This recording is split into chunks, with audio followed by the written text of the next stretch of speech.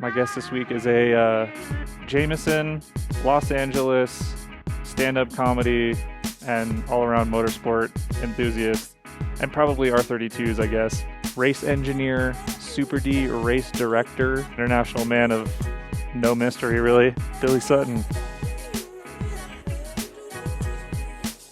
I spent a night in downtown Miami. One night, we were working at a race not too far away from Miami, and there was a few of us had never been there, so we just decided, okay, we've got a few hours tonight. We're gonna go in and see what downtown Miami is like. It's weird, man. Yeah. And the weirdest thing is the people. Did you bring the necessary ingredients for a night out in Miami? I'd say you could have got them pretty easily. I've never been, but I feel like it's a requirement.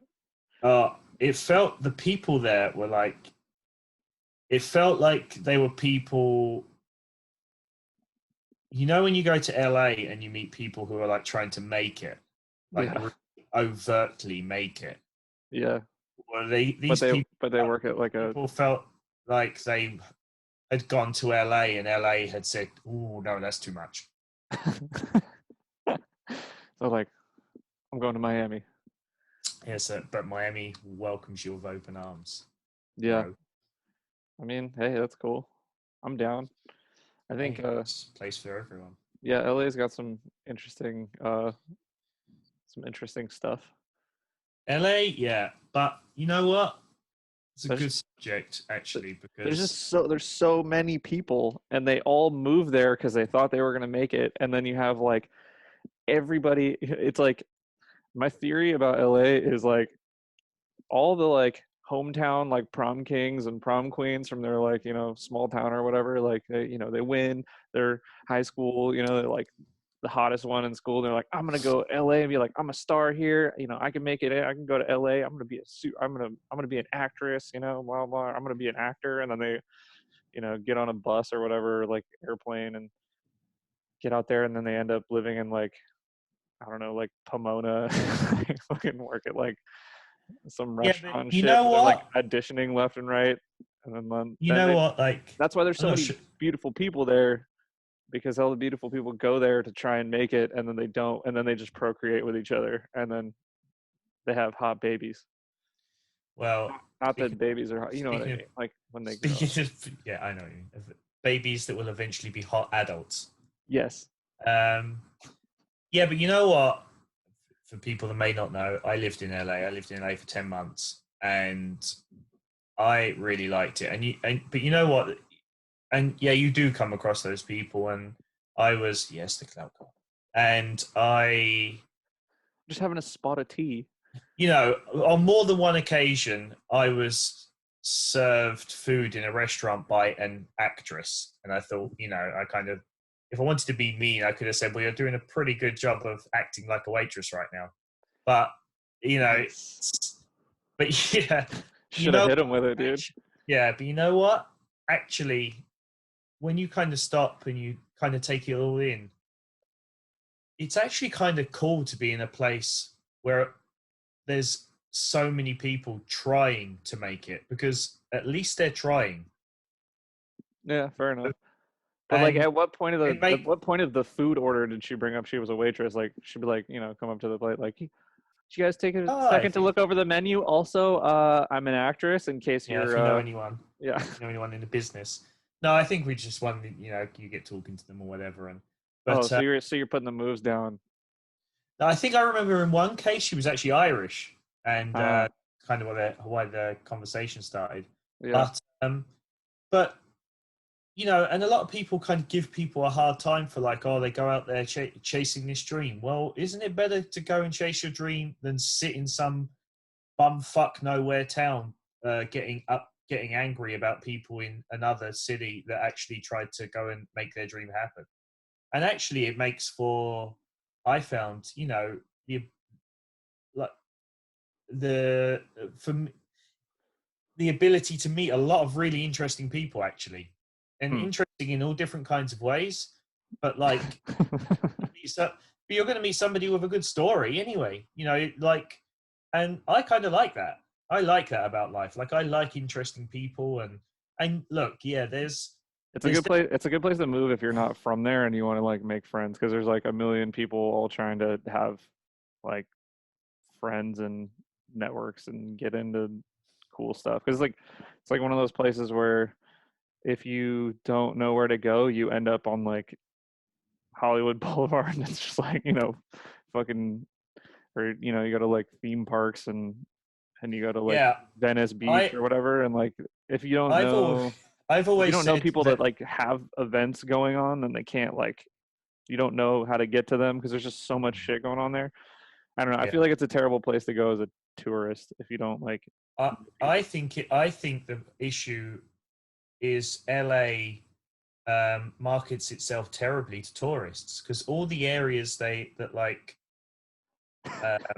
tourists think you go to in LA are the worst areas, like Hollywood Boulevard and all that. The street with like the names in the ground and the stars in the ground.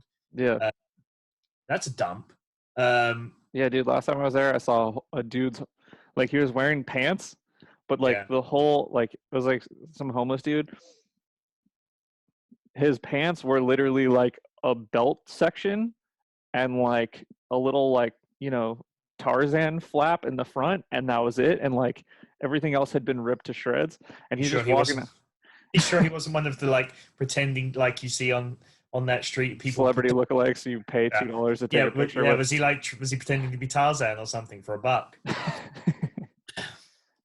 I mean, I should have paid him $2 to take a picture with him, but Yeah, it he's probably would have been worth it. smelled pretty bad.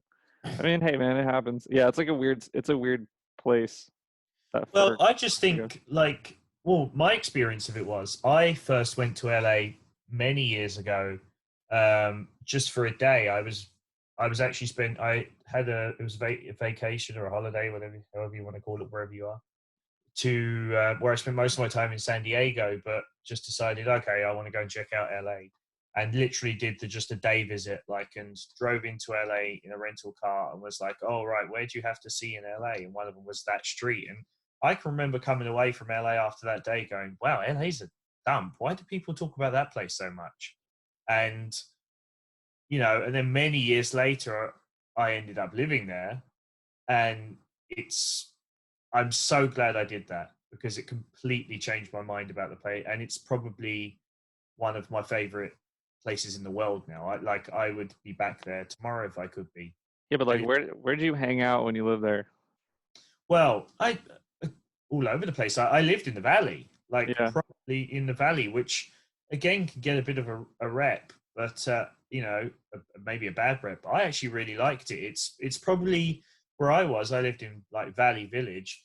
It was probably one of the more like normal places of LA. Where families would live, and LA is still LA, but it wasn't Beverly Hills or Venice or whatever. yeah. But I mean, technically, the Valley is Southern California, not LA, but that's fine. You wanna, you know, that's it's. well, I think I was pretty. Yeah, I don't know, but where? Yeah, I was, but I was the valley, like the LA part of the valley, like literally just over the mountain, Oh, okay. and um, So did you move there to work in the Valley industry? Were you a fluffer or we spoke about this before, did we? what was the move We spoke for? about this on. Um, I got a job there with a race team who were based in Van Nuys. Okay. So I kind of hastily found somewhere to live, and it was literally just by looking at um, like locations to where this race team were based, and I found this place. I remember I went to view it on like I moved in on New Year's Day, and I remember like who became my housemate. She was like super hungover because she'd been out partying on New Year's Eve, and, uh, yeah, so ended up there. It was just like a reasonable price, which is still crazy money. Because it's LA, and yeah, I actually ended up really like liking the area. It was a really good. It was like I felt it was like central to all the places you would want to go in LA. Hmm. So you could easily get to like, it wasn't too. You could go to Santa Monica pretty easily, or Venice even, or you could go to like, where I worked, Van Nuys, the kind of more north part of LA, or if you wanted to go to say Sunset Boulevard or something like that, it was all pretty central. Did You could.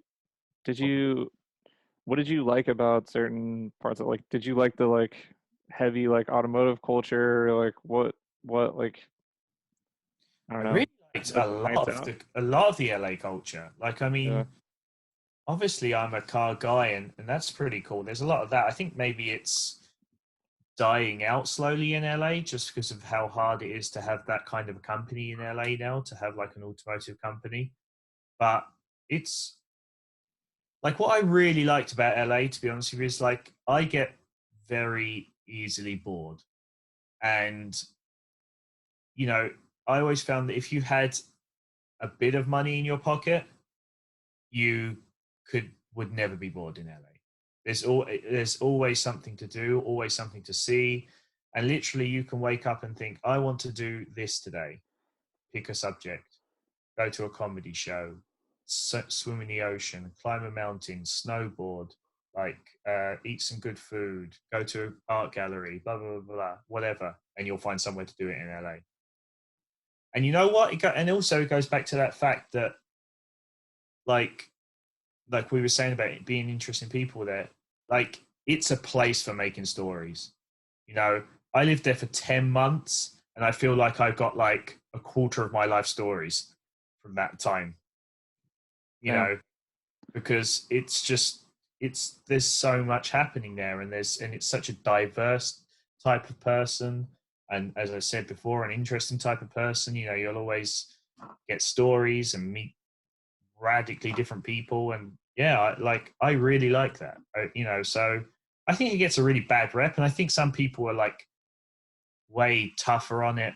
Like, I feel like the people who are like tough on it or like knock on it are like just people that would never take the risk of living there, Hmm. or have been there and just haven't really experienced it. Or yeah, okay, it might just be for them, but like, I don't know. I feel like, it's like, oh yeah, people talk about the traffic, really bad traffic. Yeah, of course there's really bad traffic. There's a lot of people living there because it's a cool place to live. People want to live there. There's no traffic in your bumfuck town because nobody wants to live there. You Yeah, know? Billy, you tell him. No, and trust me, I know a lot about bumfuck towns. I grew up on a side of a mountain in Ireland, so I was remote, even in a remote country. How old were you when you moved from the UK to Ireland? 10 years old. Yeah, so it was. I was talking to somebody about this just recently. Actually, it was such a culture shock, really, looking back, or a culture change, anyway. Did you live like in a pretty like urban environment in the Yeah, UK? yeah. I mean, yeah, like properly, like kind of like a council estate, we would call it, which is like, it would have been like government, maybe housing at one point, but now people had bought it, and it was, it was pretty built up. There Yeah. was. I didn't live in one, but there was like high-rise flats, uh, high-rise apartment blocks, as you would call them, like Yeah. right by me, and yeah, and it not particularly the nicest area. Uh, you know, a decent amount of crime happening around the place, and like, you know, I can remember a story of like, I think while I was living there, that the local post office, like, somebody had tried to rob it, and like police had shown up, and like one of the police officers got shot dead. Which is, getting shot in England is a much bigger thing because we don't have Guns, yeah. firearms like you do. So Yeah, you guys don't have the Second Amendment. yeah, Should have figured that one out sooner, you know? maybe. I think you guys get that because of us, Probably. I think or so, actually. for fear of us. Yeah. But it was. So yeah, and then moved to basically the middle of nowhere, County Cork in Ireland, and to just a completely different kind of lifestyle. Did you move there so you could get closer to the Jameson distillery? I think that, well, I mean, I was 10 years old at that stage, so I would say yes, for sure. Okay, cool. Yeah, almost 100%. They're like, let's just go to the, like, what are we doing fucking around here going to the corner store every day? Let's just move to the source. Yeah, it's just so I can tap the source. Yeah. Yeah. So, yeah, for people who don't know, I live like, well, now I'm actually even closer where I live now. I live in Cork City, and I'm 15 minutes from well, there's actually 2 distilleries in Ireland, but I'm about 15 minutes from one of them. That's One a of the Jameson distilleries, that is. convenient location. It's not bad. I mean, I guess it's like living near the Budweiser plant. Like you're not like, yeah. Heck yeah, brother, we get the fresh stuff. You get the good stuff. It's yeah, I mean, it's Cork City is not a massive population for a city, but I've got to admit it's probably a good place to be to ride out this pandemic, because it's relatively easy to socially distance. We haven't got like, I know you're in San Francisco, everyone's on top of each other. It's a bit harder to socially distance, even if you just go to the park or you go to the shop or whatever, right? Whereas here, although you still need to be sensible, it's probably an easier thing to do. Yeah. So like, where was your? I know your family was into cars and stuff, but like, was that the case when you lived in the UK, or did it like kind of start as you got more space? Yeah, no, always. It's an interesting thing actually, because I think a lot of people maybe don't know that about me or whatever, but like, a lot of people would know me through drifting. So like drifting, like I know a lot of people in drifting come from like other kind of extreme sports like BMXing, skateboarding, things like that. That was never me.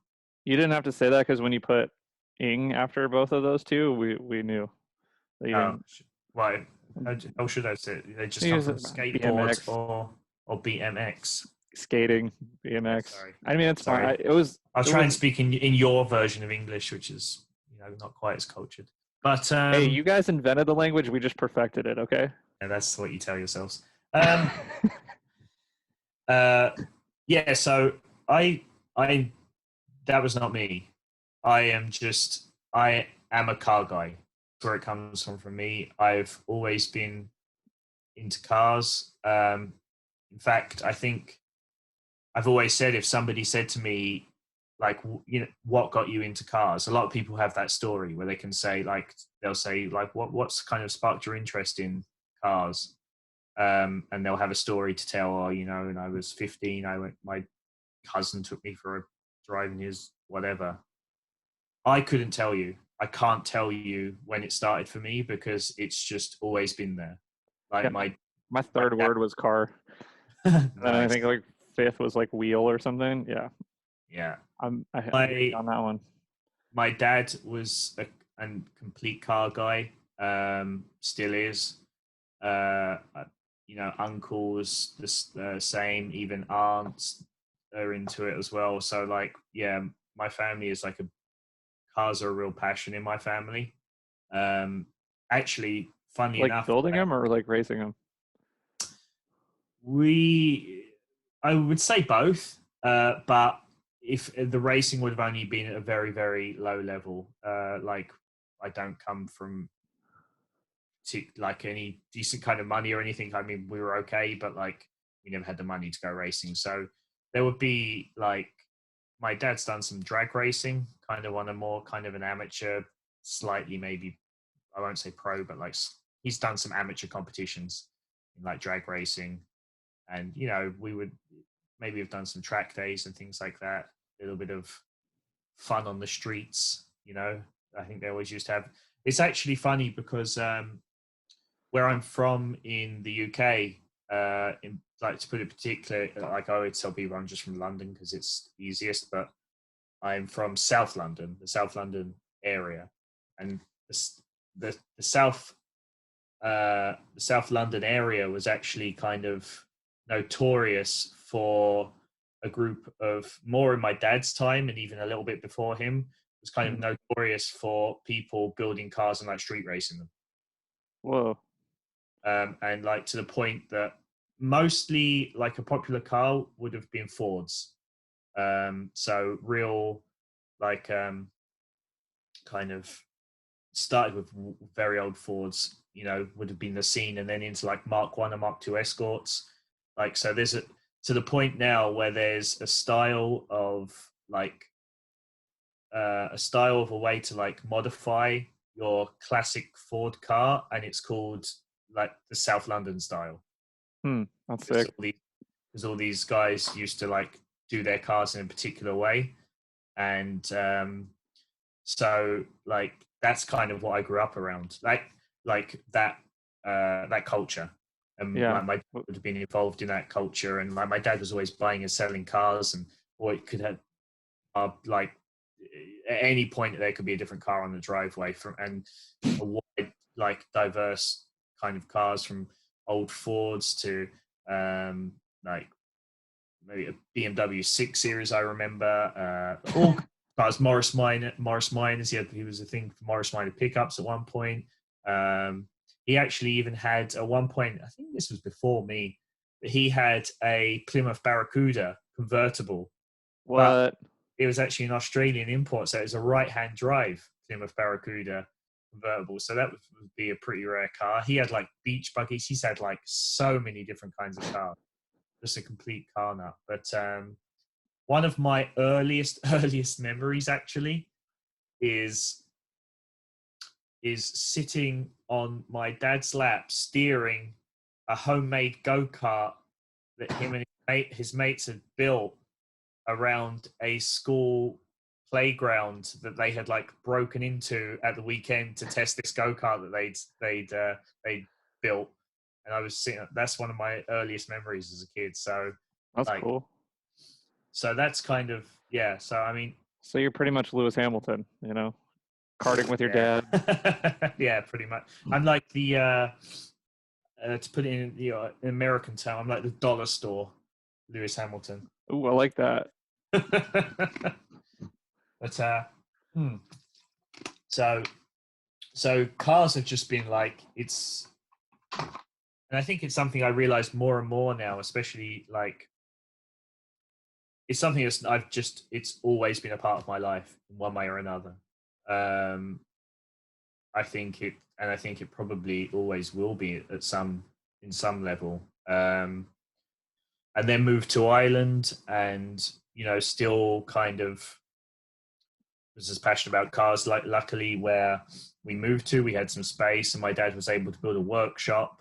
So, you know, which is something we probably couldn't have had where we were in the UK. So that was cool. Yeah. So we're always like, I mean, again, like people talk about what was your first car? And I'm like, I couldn't tell you what my first car was. Because I'm like, do you mean the first car I was like driving around a field in, or that I like bought to like do some like hot rod racing I did and then destroyed that, and then bought like, it's just like all this like of cars. And I'm like, it's so hard to like pinpoint exactly. Yeah. Like some people just like, I turned 17 and then I bought this car and drove on the road. Like I'd had like several cars in my ownership before I was ever on the road, you know. We had it's probably where I first started going sideways in a car was we had like where my parents bought this house in Ireland, there was a bit of land with it, a small field. And did you grow potatoes there? No, we never did. Oh, sad. We did like race cars around there, and it was, and like this would have been, you know, I want to say I'm almost a little bit ahead of the curve of drifting your car, because this would have been like the late 90s, and all my friends like all we wanted to do was just get the car sideways. It was all we would do. Like even like front wheel drive cars, we would just like come in at crazy speed and like jack the handbrake and just see how long we could keep the thing sideways. Because I guess that was another influence, was at the time there wasn't drifting but Ireland, the national motorsport of Ireland is rallying. Yeah. And Ireland is so well known for its rally culture, and it's got some real top level rally drivers. because we only have one proper race circuit, and it's not the biggest, and so it never really has very many professional races there. But rallying is huge because basically we've got here in Ireland, there is a lot of crazy kind of just country roads Yeah. that are Lots of places perfect. to practice. Yeah. So so like ever before drifting came along, like me and my friends were like, as soon as we could drive, or even before we could drive, like we were getting our parents to take us to like rally stages to watch rally drivers. And you know, I'm not one for having like heroes or anything like that, but I think if I did, the closest I've ever probably had to one is like Colin McRae. Like you know, and me and my friends are all the same. Like Colin was just the man to us, you know. The Yeah. guy just would go flat out, no matter what, would come into a, you know, he was before like Loeb ever came in and was like came into world rallying and like brought this like pinpoint accuracy kind of style of rallying that's now kind of the way to drive. But Colin was just like, you just barrel into a corner and you know you make it work. I mean, he was a complete genius behind the wheel, but he, you know, he had a style that was just like really flamboyant. It was like, you know, they used to call him, I mean, the nickname was Colin McCrash because he'd either crash or he'd win, you know. And it was just the best thing to see. And like, you know, I'm lucky that I got to see him drive in person once or twice, you know. So I actually got his autograph at one point when I was younger, and to this day I don't know where it was. It was like he did like a rally sprint in Ireland, which is like they set up like a stage at like a horse racing course, like on the, I don't know, the roads around it or whatever. He came over to do it, or yeah, I think he was in it. He was competing, but like this is before my friends driving. It was like in the middle of Ireland somewhere. Like, I remember we got like trains and taxis and everything just to get out to this, to go and see like Colin McRae driving. And yeah, like, so like Ireland was always, I think a lot of people will know now, you know, there's a lot of good drift drivers have come from Ireland. And it's because they were like the thing, but even before drifting was to like get your car sideways, you know. That Yeah. was, I can remember going for like you know,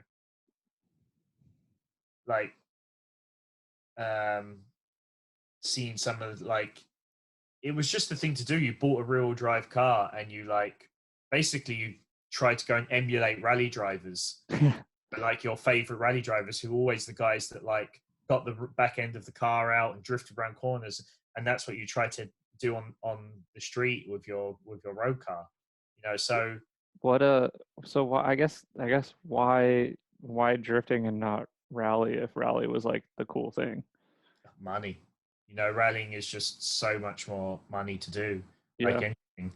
um it, you know, it's, yeah, drifting. I mean, when I first started drifting, so I I think I missed the very first one, but I attended the first ever, or the second ever, sorry, drift event in Ireland, which was like I think 2001 or 2002. But I entered like a drift competition before I could drive on the road, That's and crazy. I know because I remember we'd like we didn't have a trailer or anything, and this car was like, it was not really road legal. So, well, it wasn't, definitely probably wasn't road legal. I think the first car, and that's another thing people maybe don't realize because maybe they know me from having the R32 or whatever. There was a point like when I first got into drifting, I was like totally against like Japanese cars. What? Really? Yeah, I literally like used to be like, why do you need one of those things? I was like, as I said before about from coming from London, where like it was a big Ford following it, like Fords were kind of a real popular car. Like that's what I do. Like all my like teenage years was Fords. Like I just like I was a big, that's the kind of car I was into. I had like Ford Sierras and Ford Escort Mark Ones and Ford, like all kinds of Fords. That was, And so when I started drifting, I used a Ford because I was like, I'm doing this with a Ford. You don't need a Japanese car to do this. At the time, the only Japanese cars probably that would have been used for drifting was maybe like AE86s. So And they would. you're pretty much the reason Von Gittin Jr. drives a Mustang. It's your fault. I think he might have been a little bit inspired by me, yeah. But no. But I can remember the first time I went to like my first drift event I entered. I'm trying to think of the car. I think this was the first car I ever used. Actually, this is funny now. I'm remembering things I've forgotten. Actually, I think before I entered the drift event, my dad entered the drift event. What? No way. Yeah, in Ireland. He had a yellow Ford Escort Mark One. Uh-huh. There's a video of him somewhere, probably find it online somewhere, of my dad entered like a drifting competition when we used to like at the very start of drifting. This was probably like 2001, 2002, maybe. How old were you? So I was born in 86, so like 16. Crazy. 2002. So you and your dad both entered. Well, I think he entered before me actually. And then it's like, okay, I've had, and then like the next time. So I can remember what we had to do was, because he had no trailer, this car wasn't road legal, was my dad drove in his car in front and we had a tow rope between the two cars. But I was in the car behind and I had actually had it running and was driving it. So it's not, because there's no way his car could have actually it's about an hour and a half drive from where we lived. So you just made it look like you were pulling it? Yeah, just made it look he was towing me, and we did that all the way to the track, and we did more than once. We did that for a few events. Dude, that's funny. And I was in this V6 Ford Granada, which is like, if you thought if somebody said to you now, like, I'm building a drift car out of a Ford Granada, you would laugh at them, like, because it is like what that, like, it's so not a good drift car. What is that like similar to that we have in the US? I'm trying to think. It would be a pretty big car here, but your cars are kind of bigger there, so it would probably be like maybe like a Lincoln Continental or something. Like it would be okay. our equivalent of that. Like it's basically, it was like Ford's like large luxury saloon car. You know? Okay, got it. And I like, it was a 2.9 V6 manual, I remember, and usually these were automatic, so it was really rare to find a manual one. So we like welded the diff in it, and I think maybe we stripped it out a little bit and just went for it. And that's awesome. What kind of suspension?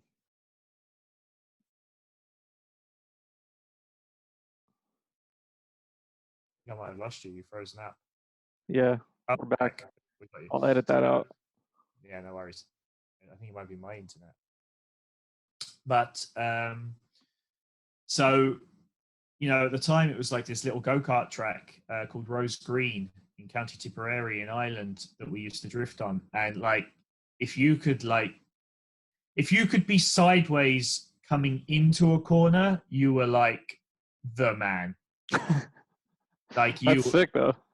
Because there's all people are just powering over, like, you know. And then... Yeah. So that's what a lot of people like. There was people showing up like with like open diffs, and you know, because literally we didn't even know what drifting had just been invented in Ireland, so we would do that, and it was, I can remember actually the man to beat at the time was James Dean's brother, Mike. I was gonna say James Dean something. I was like, James Dean's dad. It was his brother, Mike Dean, who like I still know to this day. I knew James when he was a little kid, like cycling around on a bike. But he was like, when you look back now, you can see how he was destined to just get into this, because he was just always around it. He was always with Mike, and you know, I think every now and then he would take a car around the field they had or whatever and go to it. And he was just like, I can remember one day going to see Mike at his house, and he had just got his BMW E30 325 Sport. I don't know, he working on it. He wanted to test something. he was like, "Oh, jump in, I'll take you for a spin." And like James was like, "Oh, can I get in the back?" You know, because he was Yeah, just yeah. like, he knew his brother was going to be like drifting it, on the street, so he just wanted a, he just so loved being around drifting, I guess. That's But cool. yeah, so yeah, I mean that's kind of like, yeah, I mean I've really like, yeah, it's been, I guess it's shoving on for like 20 years now. It's probably close to 20 years now since I've been in and around drifting. You're like, oh, hey, a motorsport I can kind of afford. I'm gonna keep doing this. Yeah, pretty much at the time. You know what? We probably bought this Ford Granada for like 500 euros and welded diff, and so like, there's no way you could go. I did do some other. I think before drifting, I did some like hot rod racing, we call it, which is like usually on grass, like a grass oval or something in a field with a little Ford Fiesta. I just did a few of those races, which again is just a really like it was, the car probably cost me a couple of thousand. By the time it was done, it was cheap as well. But yeah, as soon as drifting came along, I was like, oh no, this is it. Like even to this day, I think like, I'm not sure if some people will know, like what I do for work is I work in like kind of professional motorsport, like in what, drifters would call grip racing. But, there's a lot of different ways to kind of divide that down. But even to this day, I'll say drifting is like, and I definitely appreciate just normal circuit driving now and trying to get a good lap in and winning a race. And like, as I said, I'm a car guy. That's what it's always been for me. Like it's if there's a car involved, I'm probably interested in it. So, um, but I've always said, and I still do, I say to people who race Ferrari challenge cars, like, I think the most fun thing you can do in a car is like drift it, because there's like, I'm yet to see someone who is somewhat open-minded like get into a drift car or be taken for a ride in a drift car and be like, that's terrible. And Like, yeah, you always see like the when they do the like F1, like behind the scenes shit, and it's always like there's that like clip of like Danny Ricciardo like drifting some some supercar Renault. or whatever, Yeah. around the track, and it's like it's like that. He's like, oh, we're just gonna shoot this for fun. It's not for times. Like I'm gonna I'm smoke gonna, the rear tires. yeah, I'm gonna smoke the tires and throw this thing in like, as Yeah. hard as I Yeah. can Yeah. Yeah. because it is Like, fun. so, yeah, it is fun. And like, it, in a way, it's just that simple to me. Yeah, I mean, I can get really technical about things, and I enjoy getting technical again because I'm a car guy, a car nerd. I will break down anything that involves cars to a minute detail with anyone who wants to do that because I find that fascinating. But, I'd say that drifting is the least serious motorsport, right? Like, well, I'm not sure I would say that. I haven't really been involved, but I've heard people say that like off-road racing like can be, a lot of fun. I mean, if you're talking I'm about not saying money fun.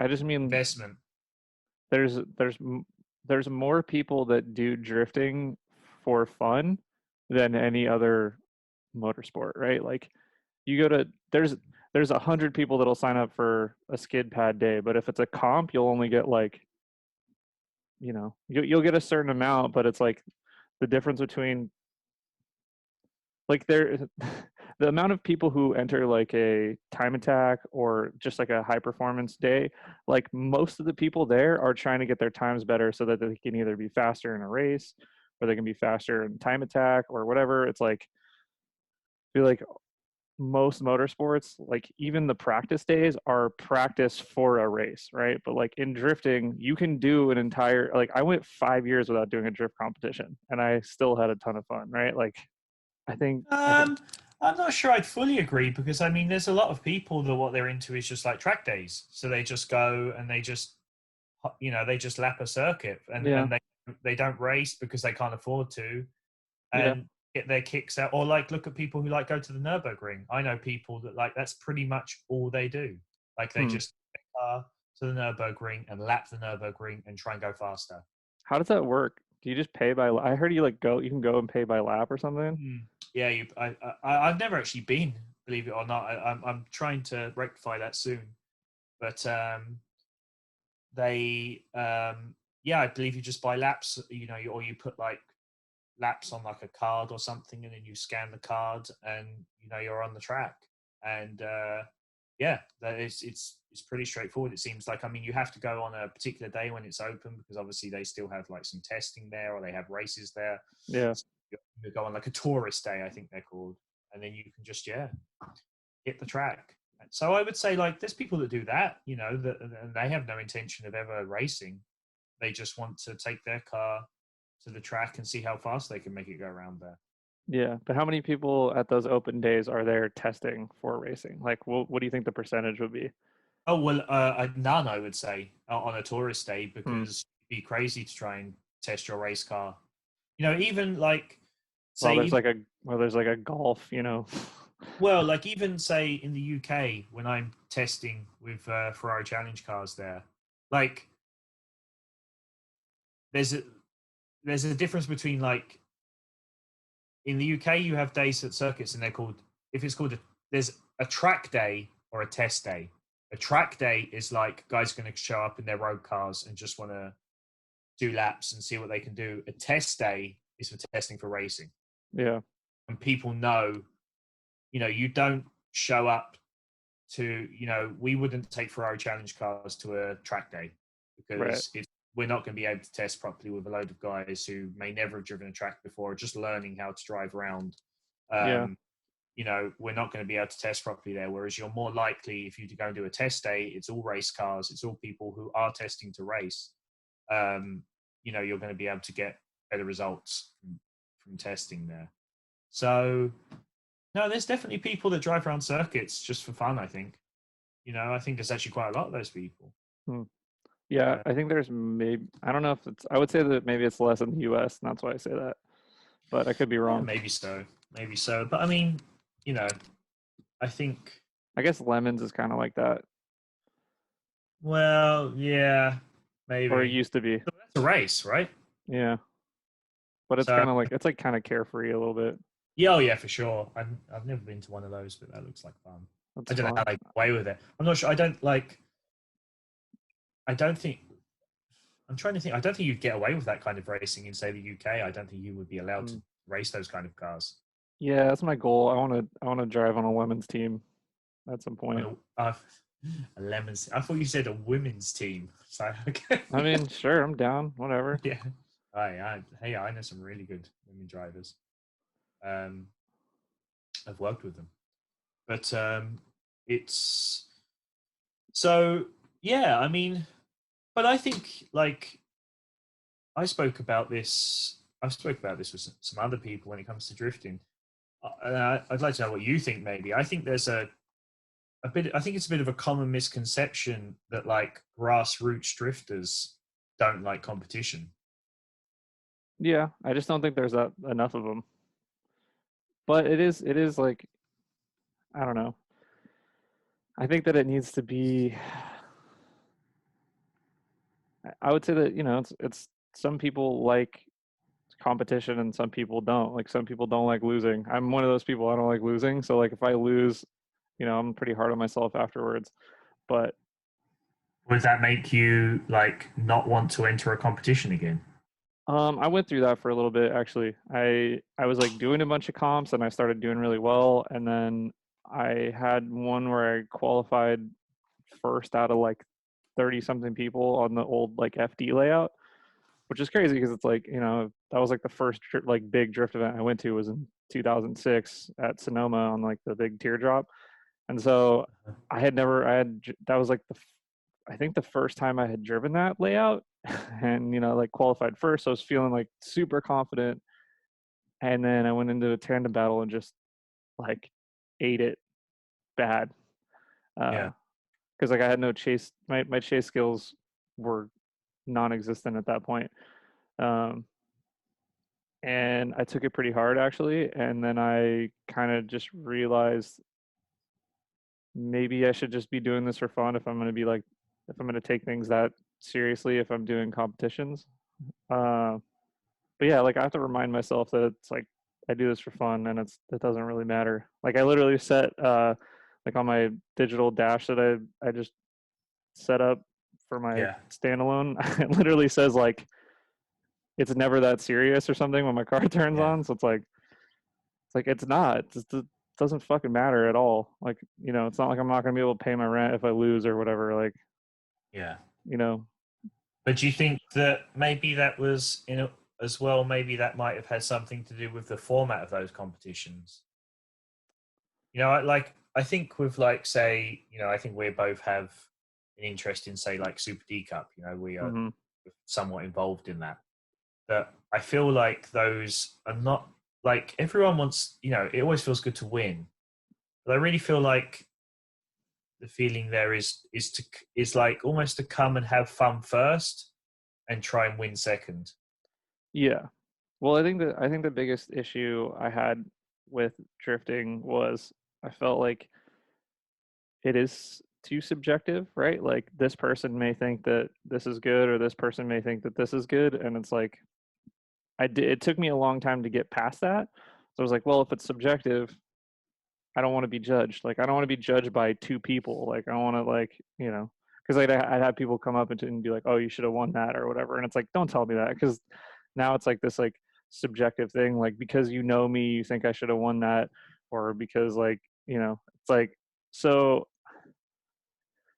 through watching people who are like undeniably good, I stopped watching Formula D because the judging was so frustrating to me because I didn't understand like half the calls. You would just be like, what? You know, and like I Yeah. stopped watching FD, I don't know, 6 years ago, maybe more.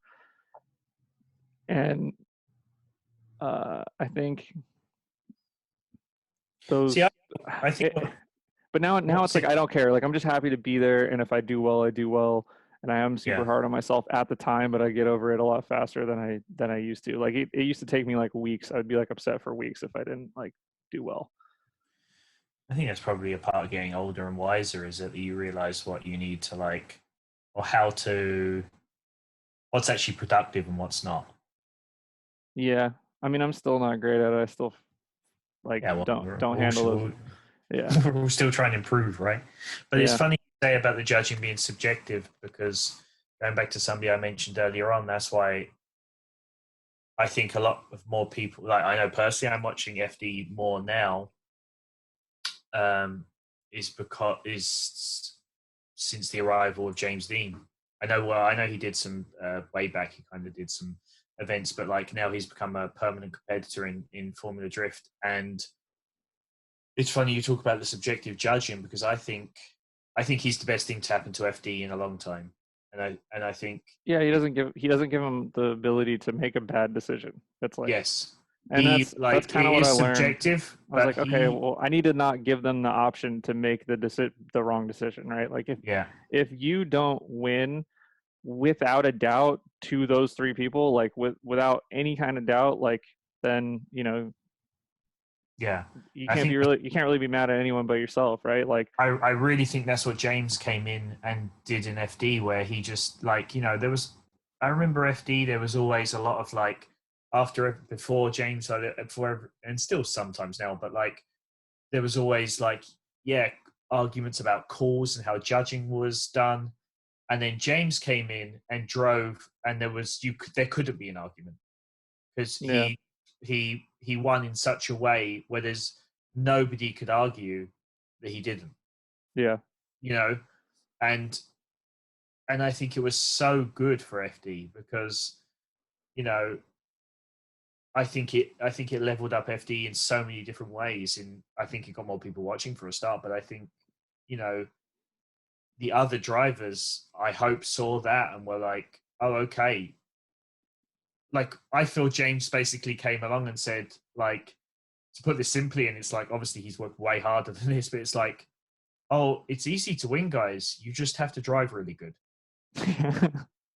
I mean, yeah, I don't think anyone was like holding back.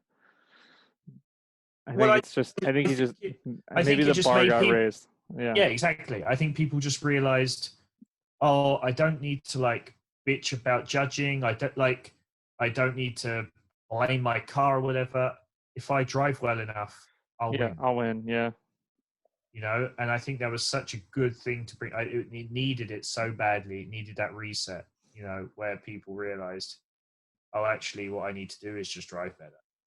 Yeah, I think if you're mad at yourself or mad after a decision in drifting, and this is probably something I need to remind myself of, but it's like, yeah, if you didn't hands down win, and it's hard from the car, right? Like sometimes like depending on your perspective, right? Like you might think like, oh man, my chase run was better, my lead run was better. But then you'll watch clips later on, you'll be like, oh, I totally fucked up right there. Yeah, You know what I yeah, mean? So it's like yeah. uh it's all about, you kind of just gotta trust what the people say, and you can't really like get Now, upset. now, I do think you still have. I still think that it's very important to have good judges. Like that's something I've been Yeah, preaching absolutely. all the time, and I don't.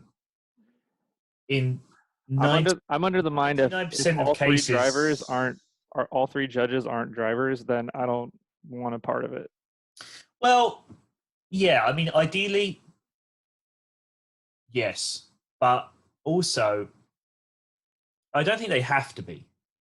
Like I I know some I people do. who haven't done a lot of driving, who actually are still, I would say, would be able to judge a drift very well. Because look, right, and you hear this a lot in drifting, is people like, oh well, you don't drive.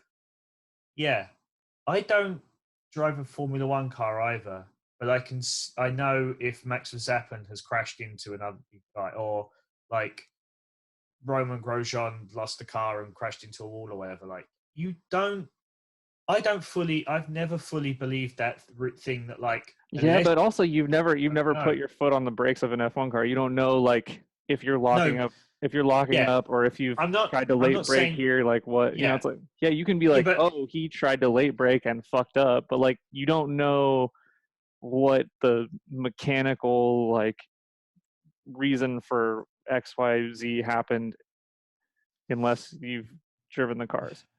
no, but you can tell just if somebody fucked up. You know, I don't think you have to be like, you know, I can watch a Formula One race and no, I can't tell you, I might not be able to tell you exactly like, oh, he braked 3 meters too late, but I can say he broke too late, Yeah.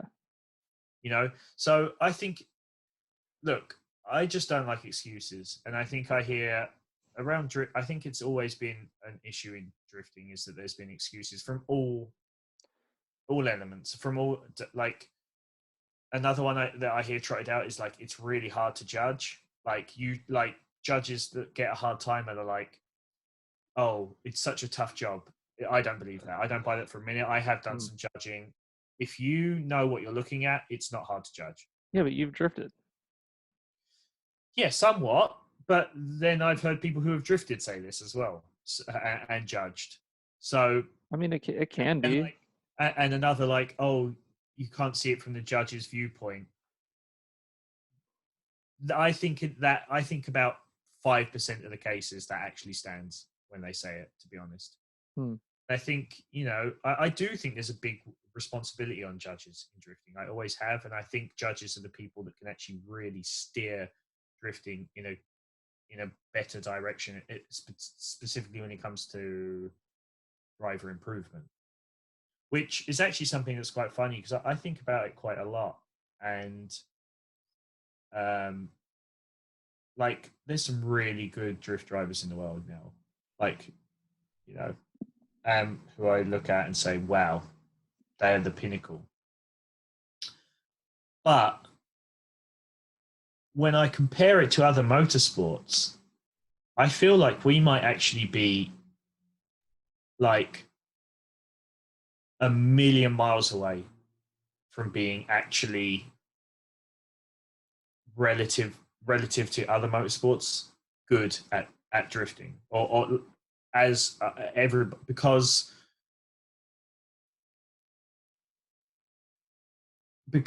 I feel like you can't like nobody like if you look at Formula One drivers who arguably for track driving or Yeah, but circuit But it's not subjective. Yeah, but I'm not talking about results now. I'm talking about driving. They can all go around a circuit and set a lap time within a tenth of a second of each other, right? Mm-hmm. If you take that kind of thinking over to drifting, I don't think you like. I think the only way you can look at that is maybe like entries, exits. Like, I don't think. But the only reason for that is getting into F1. It's like, how many races have you won? Like, did you start? You started in karting. You got put on these driver programs. They see you as a good driver. They like bring you up. You do all the sponsorship shit. Like, there's a path. There's a path built. Like, if you want to be a Formula One driver, there is a formula that you need to follow, right? Like, if you want to be a professional drifter, what do you do? I don't know. You do pro for 1 year, and then if you do well, then you get pro 2, and then it's like, dude, the steps to get to professional drifting, like, if you have enough money, you can do it in 2-3 years, like, to get to FD, right? If you have enough money and you have like a level of skill, right? Like, you can do it in 2 or 3 years. It's not a lifetime of building up to it, right? It's not the same thing. I think we're getting to the point in drifting where we are seeing some young guys coming up. Right, but not everybody. But there isn't that path. There isn't that path where it funnels everybody who does it karting as a kid into these like super national like battles, and then whoever wins that. Like, you don't have that in drifting. Like, you don't have everybody from the whole country and their little small events, funnel into this big thing. It's like Pro-Am is like, you battle the people in your neighborhood, and then you go to Pro 2, and then if you don't have a ton of money, you can't make it from Pro 2 to Pro 1, and if you don't have a ton of money, then you definitely can't make it into Pro 1. Like, but I don't think there's not enough. I'm not sure I explained myself quite well, because what I'm saying is, I don't think drifting has got to a point, and I'm wondering if it ever will, or if it can, or if it should get to a point where people can drive so well and so accurately that the smallest of changes, like, let's look at Naoki, for example. Naoki is, the pinnacle for me, drifter in the world, Okay. Absolutely amazing talent, right? But he can go out and he can still win a drift competition with a bent rear toe arm, with his rear toe pointing in 2 degrees more than it should. He does 6 degrees. Yeah.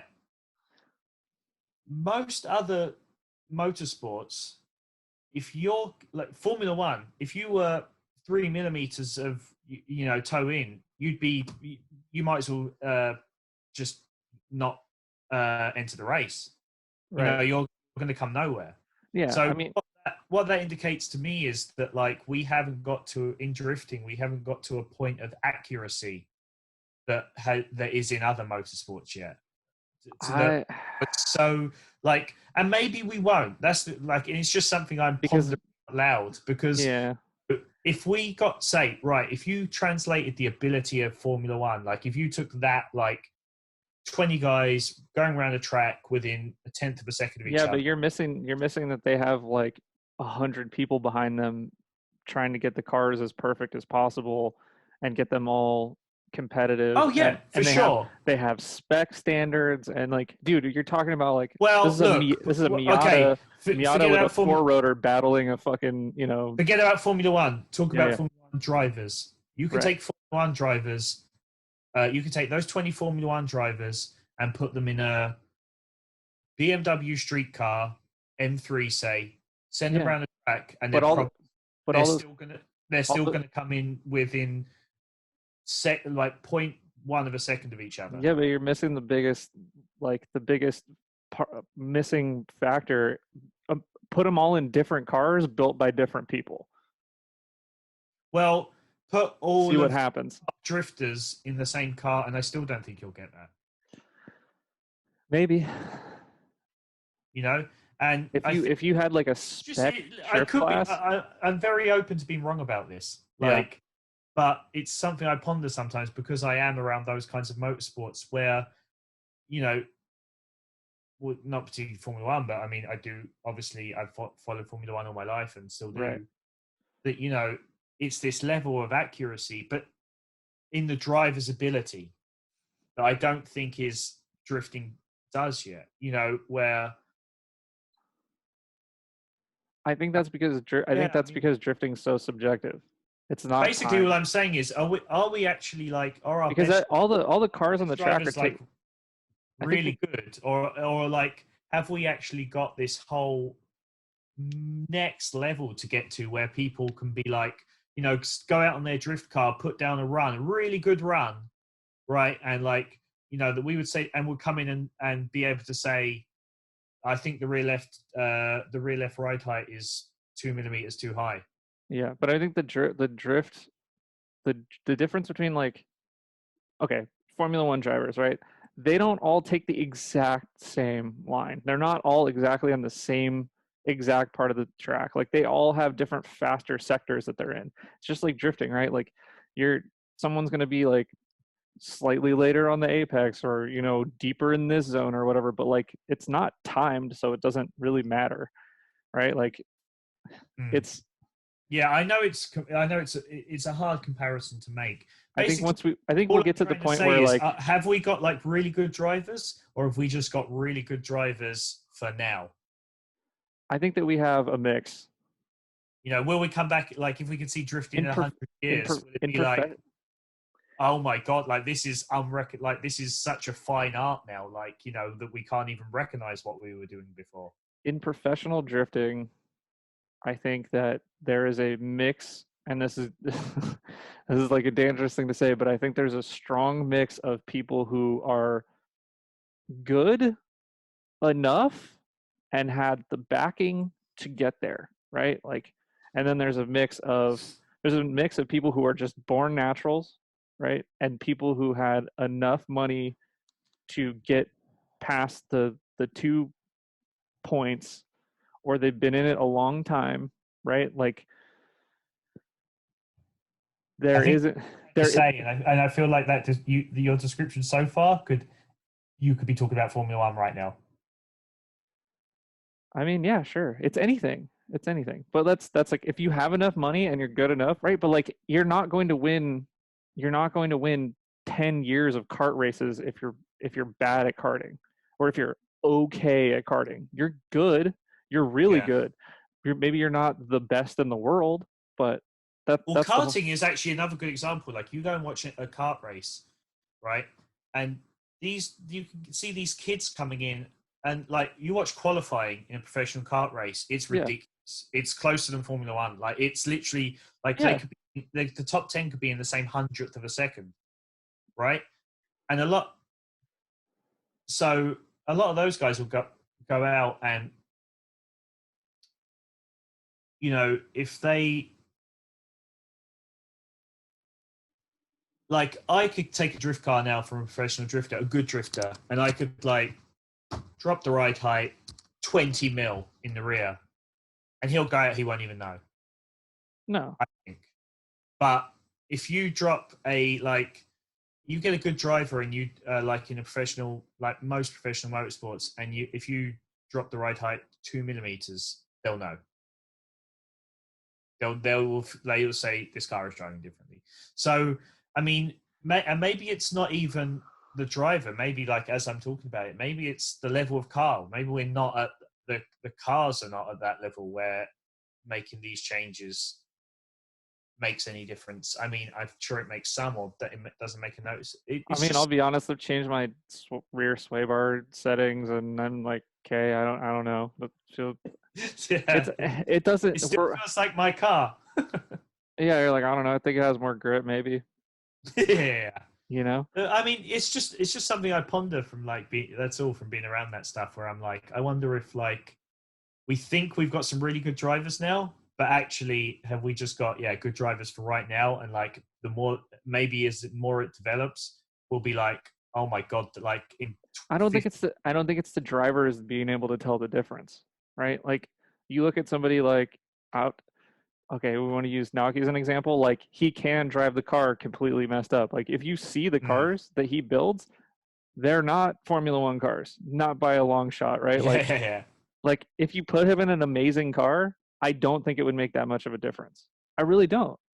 Because Mm. he's so used, like he can drive anything that like I don't think that drifting is affected by setup as much as racing. Yeah, Because maybe it's simply that. You know? because drifting is more about commitment than it is precision, right? Like it's precision and commitment, right? Like you have to, like in racing, it's like you have to hit the braking zone perfectly. You have to hit this sector perfectly. Like you have to Mm. put the car exactly right here, or you're gonna scrub a tenth or 100th. Like Yeah. if you don't, but in drifting, you can make up that mistake with sheer commitment, right? Like Yeah. Or at the moment, like you said, with so many different cars, you could just have more power, and you could just yeah, power exactly. through. Oh, I'm a bit slow. I'll press the accelerator a little bit more. Yeah, I Uh, mean that's the thing. Like because a I've lot of got the more power than the other guy.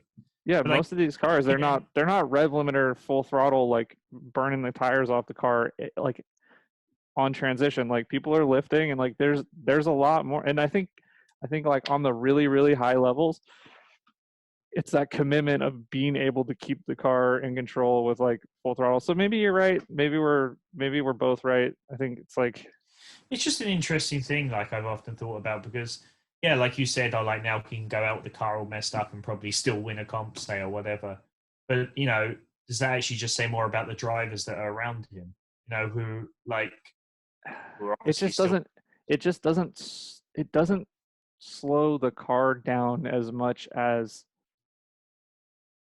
Or that setup in a grip car. visualize where we get to a point where like drifting You're is so like where you enter and you go, oh, he entered at 104 miles an hour, and yeah. which is like the absolute top speed you can do, and like, oh, the next guy came in at 103.8, or and he put on, he was at 80 degrees of angle, and the other driver was at 79.9 degrees angle. So Right. could it get to a point where it's that accurate, where drivers are going to be able to say, okay, right, well, if you're going to need me to enter at 81 degrees of angle at 105, I'm going to need you to lower the rear by 3 millimeters. Yeah. So Yeah. that's That's what we that, need. you know, I is it agree. going to, it's something I ponder. Like, I mean, will it get to that? Because that would be like professional motorsport level. If you start taking those metrics, yeah, like that's like sector measurements Yeah, and yeah, for yeah. motorsports. I think that might be able to help us. We just have to develop it. How do we determine I wonder if it will happen. Like, I mean, if we will get if we just like in the grand scheme of things, drifting is still quite a young thing, and is it yeah. just we got to that point yet where we're literally down to that kind of thing, or like somebody's like, oh, I can't pull 82 degrees of angle there unless you like we get the rear tire pressures down to like down another half of psi or something. Yeah. It's Yeah, without the data in it's like essence, I impossible to can't tell. see why you couldn't get to that point. You Yeah, we know, just got to make the boxes that do it. because you look at other motorsports that are like that. Right. Yeah, I That mean, I think in Japan in D1 they have boxes that like mirror, like that do like drift proximity box. to each other, and then like they Oh also yeah. grab angle and speed. Like if we started grabbing the telemetry data from the cars and like go run after run and take that just like you do, like literally that's your job, right? You're a race engineer. Yeah. So like take that data and then you're like, okay, we need to make this adjustment based on this, and then you're like, all right, now you're faster in this sector, and this is Yeah. your lap time because we made this adjustment. But in drifting it's all like right now it's just feel, man. Like Yeah. it doesn't exist. And I think it's because Which most is what, like, it's funny. I watched a documentary just last night about Sterling Moss, yeah, and yeah, in the 50s and 60s, that's what Formula One was. You yeah, it was just all feel.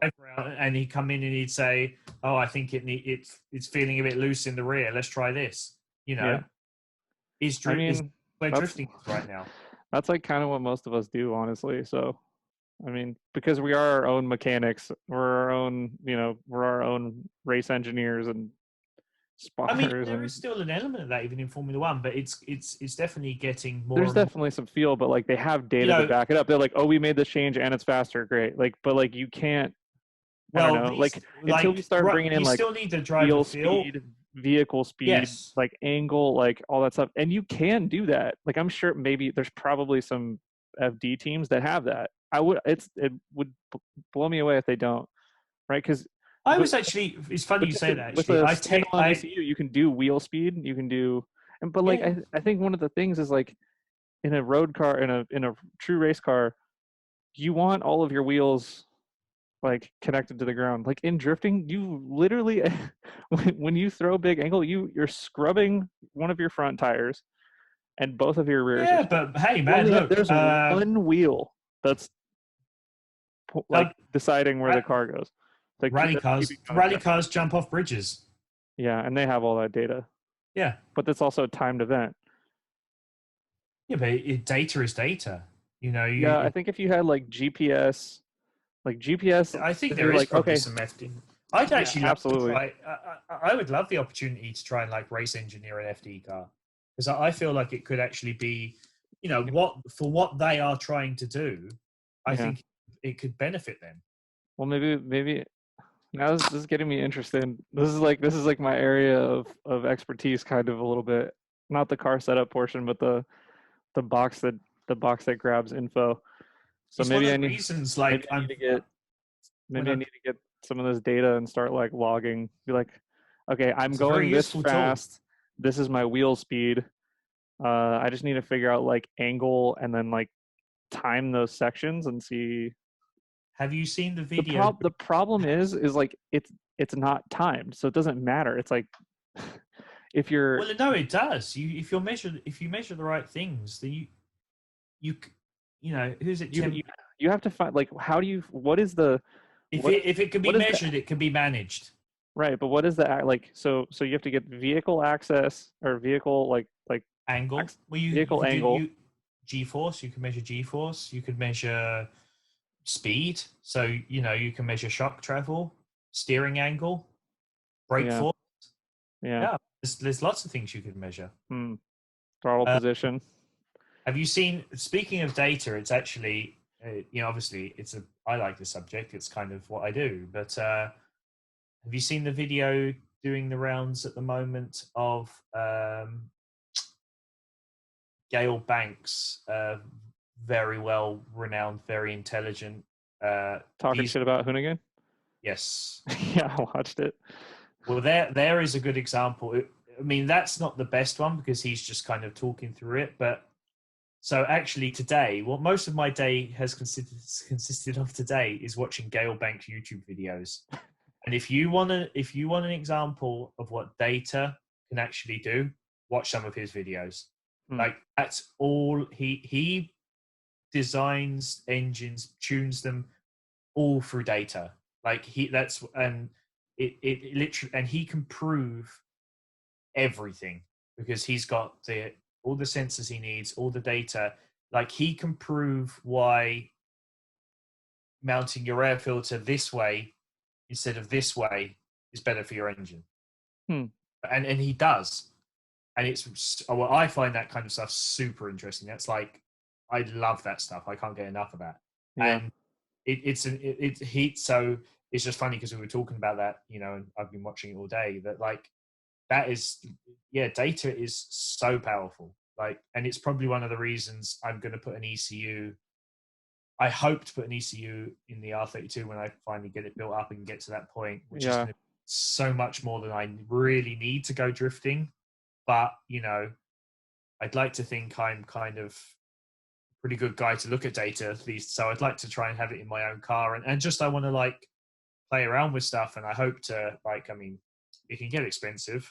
You know, sensors and stuff aren't cheap. So it might be basic at the start, but, you know, maybe I can just keep adding sensors and just play about with it in my own car.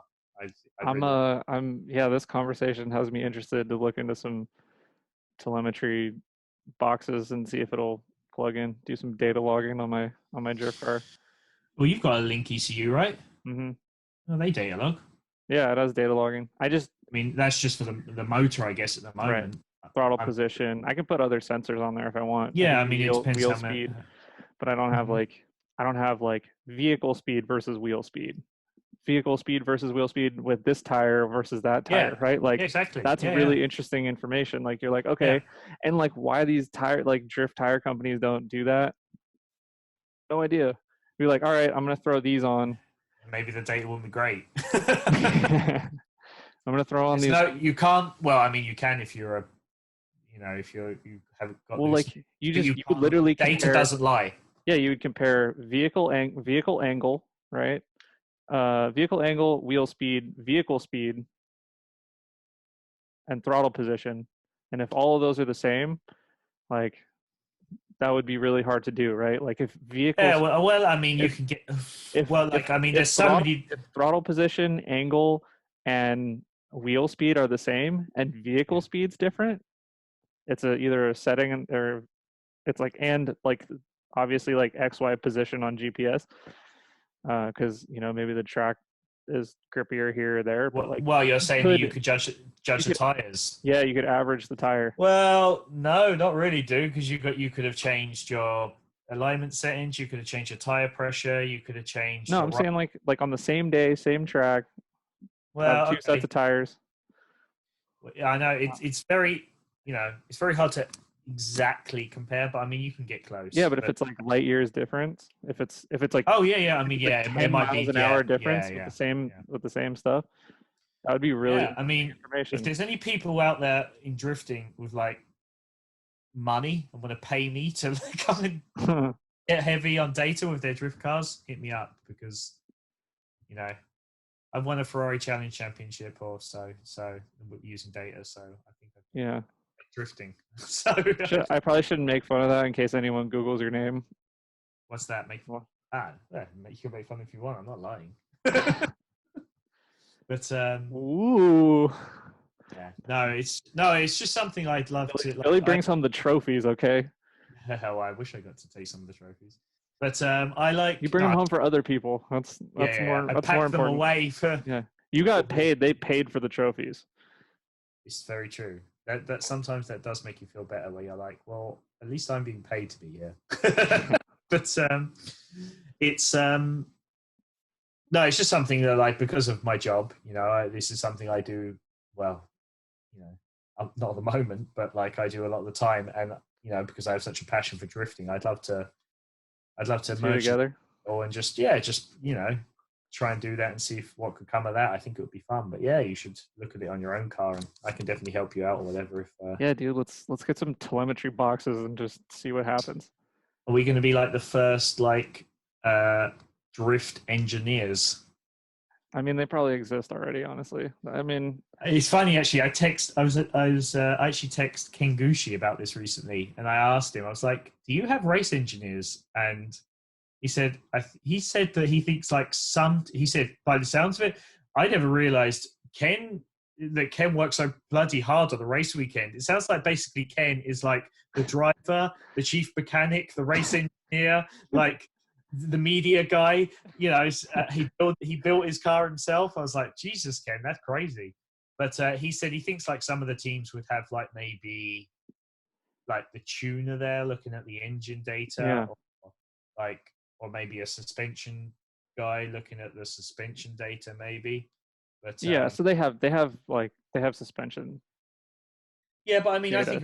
think a race engineer is more a guy that takes all of that in, and not even that. Like, I mean, there's like race engineering is, it's not even just like obviously the data is important, but like, Yeah, dude, it's engineering races. yeah, well, yeah, exactly. But like, a lot of it is like, knowing how to communicate with the driver as well, and being able to get that, give the information the driver needs in a format that will be, most efficient to them. Yeah, like depending on the driver, you're like, hey, listen here, fucker. Like you're yeah, well, so some guys want that, and then yeah, some guys that's not going to work with. Like, yeah. you maybe need to be, You gotta turn it up or turn it down. Like, yeah, excuse me, Lord, your lordship. Nah, they're all pretty cool. In my experience, most of the people I work with, they're all pretty cool guys. But they like a little shit talk to them. They're like people that get the like financial Well, look, dominatrixes and shit, probably because they got like just you too much know, I money. mean, when you start getting really up the ladder, I'm sure to levels like Formula One, it's a lot more serious business. But a lot of these guys, you know, they're there to have a good time. You know, Yeah, and it's like, it's pretty cool. you know, they sold their company. Yeah, a lot of these guys have worked really hard all their life, and like, you know, I've worked with plenty of guys that were like came from nothing and just like made successful businesses, and you know, made them work, and now maybe have a little bit of downtime, and Yeah, were like, so those are the ones that are probably pretty cool, and then the your lordship yeah. ones, you're like, Honestly, I've uh, got to admit, like most of the people drivers I've worked with have been cool, and it's like, you know, and because of the areas I work in, like you can kind of assume that people who are driving these cars have to be doing, you know, reasonably well for themselves. They have to be in a pretty comfortable situation financially. And actually, one of the things it's taught me is I think you need to be a nice person. Like I think like a lot of these people are nice people, genuinely, truly nice people. And it, you know, and it made me think about it. And I thought, yeah, you probably have to be, because nobody gets to the point of that kind of level of success without help from other people. true. And people are not going to help people who are arseholes. I mean, not for long. Yeah, So, that's true. you know, I actually, it's kind of taught me that, being around these kind of people, that like ultimately, you know, I think nice people do win. You know, mate, I think, you know, this like nice guys finish last or whatever, you know, it's bullshit. I think, you know, I think people who aren't as nice about things, maybe they can have some short-term gains, but I think for long-term gains, I think being a nice person pays off a lot more. And this is why you didn't tell the waitress she was doing a pretty good job of acting to take your order. Hey, listen, she could have been just there to pay her rent, and maybe she went to the audition the And next day, she's gonna get it, and you now know? she maybe she'll be my next driver, you know, living the life, and you Yeah. know, I'll still be just the guy getting paid to be there. But no, it's you know, I think it's, yeah. So that is it's an interesting thing. I think it's one of So the benefits of my job is like getting to be around people like that and seeing how they are. yeah, okay, fair enough. So be nice is the I moral of the think story. that's generally. I think that's a good way to be in life. I think Yeah. I've got more from life from being nice than from not being nice, and at least you can, you know, sleep at night as well. You Yeah, know, I do. true. So it's you know, I think that's definitely a better way to live life, in my opinion. But yeah, That got deep. did. Hey, so like, to move the subject completely away from cars, because I think maybe, you know, I know you, Palmer. We've hung out, we're Yeah. friends. We definitely, you know, we enjoy cars, but I think we're more complex people than that. I mean, yeah. Just agree. Um, I you know, well, I'm very complex, you know, but like maybe not in a complimentary sense. oh, okay. Hmm. Are you just trying to say things that start with comp? No, I was just trying to say big words to impress you. Oh, okay, okay. So I know both of us are kind of pretty big fans of stand-up comedy, This is true. and you know, to the point that we've threatened each other that we're going to try it one day, This is also true. but neither of us have actually had the balls to do it yet. Hey, dude, I'm writing. Okay, I'm Oh still yeah, writing. Yeah. you never Should I pull it's on stage. should I pull them out? Should I pull one out? Go for it, man. I feel like this is I haven't read any of these in a long time, but I'm gonna do them. And if anyone thinks they're good, tell me. And if anyone thinks they're bad, also tell me. I feel like this is when the RZA went on the Joe Rogan podcast and like done And a freestyled. yeah. I mean, this is my podcast, so So you could do whatever you want. yeah, pretty much. Since all right. Since when did getting face tattoos turn from "Don't look at me" to "Please look at me"? Takashi 69. Yeah, face. Uh, I don't get that. we bought a bed in a box. And I have all this back pain. I can't tell if it's from carrying it up the stairs to put it in the apartment or the mattress itself. Man, that's Oof, Seinfeld bad. stuff It's right bad. there. It's bad. That's a clean comic kind of joke. That's good. I like it. I don't drink caffeine. Going to get coffee with people is the worst because they call you out, whatever you ordered, right? The coffee shop, the barista, or whoever made the drink. A small decaf lame bean water for Palmer, and then I have to go get it. Yeah. It's like the music stops. It's like that scene in High School High where the like record pulls off, and then everyone like looks at you. They're like, "This guy ordered decaf in this coffee shop." That's Fucking what I think. disgrace. I just ordered like a black Americano. It means people have to take me pretty seriously. Because you want to be Crystalia. No, just like Americanos. I don't get iced Americano. Oh, I do get iced Americanos sometimes. Hey Billy, do you like sandwiches? Sure. See, I don't understand why people like Subway. I think Subway is terrible. Whose idea was it to name a sandwich place after the place where homeless people sleep and take a shit and hire a pedophile for their mascot? Like, I don't get it. Hey Billy, do you drink Smart Water? That is Subway. Homeless people sleep and take a shit. That's the sandwich shop Subway.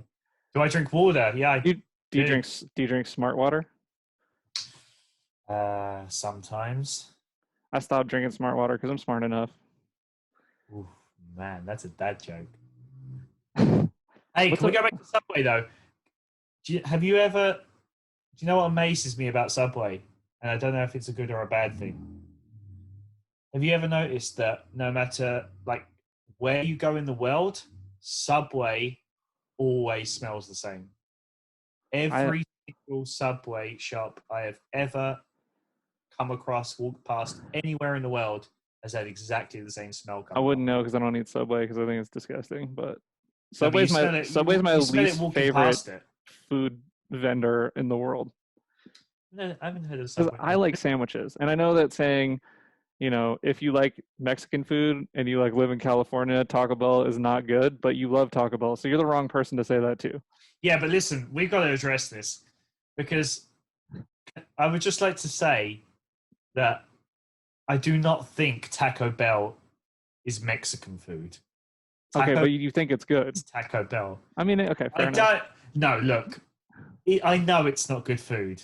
It's good food for what it is. And it's an experience. It's always an experience. And you're getting good value, right? Taco Bell kept me alive for a while when I had no money. Because you're getting good value when there's homeless people buying food in there. That's when you're getting the best value because those motherfuckers, they need to stretch a dollar. So that you can go into Taco Bell with $1 and be fed. Yeah. And that's pretty hard to find in California. Yeah. And $5 fucking box meals in Taco Bell kept me alive in LA. I was down to nothing and trying to fucking find. Just trying to make it, dude. Just trying to make it. Trying to break your way into the waitress was working. Yeah, trying to make your way into the racing industry. You're trying to make it in the wrong industry down there, honestly. Yeah, well, it worked out. In the valley, dude, you could have gotten a job like that with your accent. Oh, you reckon? Yeah. Yeah, I've got to admit, the accent was not. I like going to America with an accent. It's always a conversation starter, anyway. Oh, is it? Well, yeah, but not just like try and pick up chicks or something, but just with anyone. Like it's always a good tool to have. Oh, where are you from? And you're like, well, actually, 90% of the time, I love playing, especially in America. I love playing this game because I've had such fantastic results with it. Where people ask me where I'm from, and I say, take a guess. 90% of the time, in America, people think I'm from Australia. Hmm. That's really funny. I actually even had one girl. She went around the world. She basically picked out every Were you country. drunk? Were you drunk when you were having this conversation? No, possibly, but I think I still have the same accent when I'm drunk. And this girl picked out every single country on the map except the UK. Like, I mean, she was even asking me, was I from Belgium? Was I from South Africa?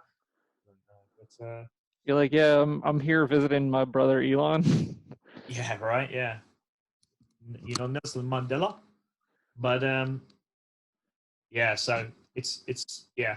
I actually like being a English person in America. People seem to take what you say a lot more seriously for some reason, even when they probably sometimes definitely shouldn't.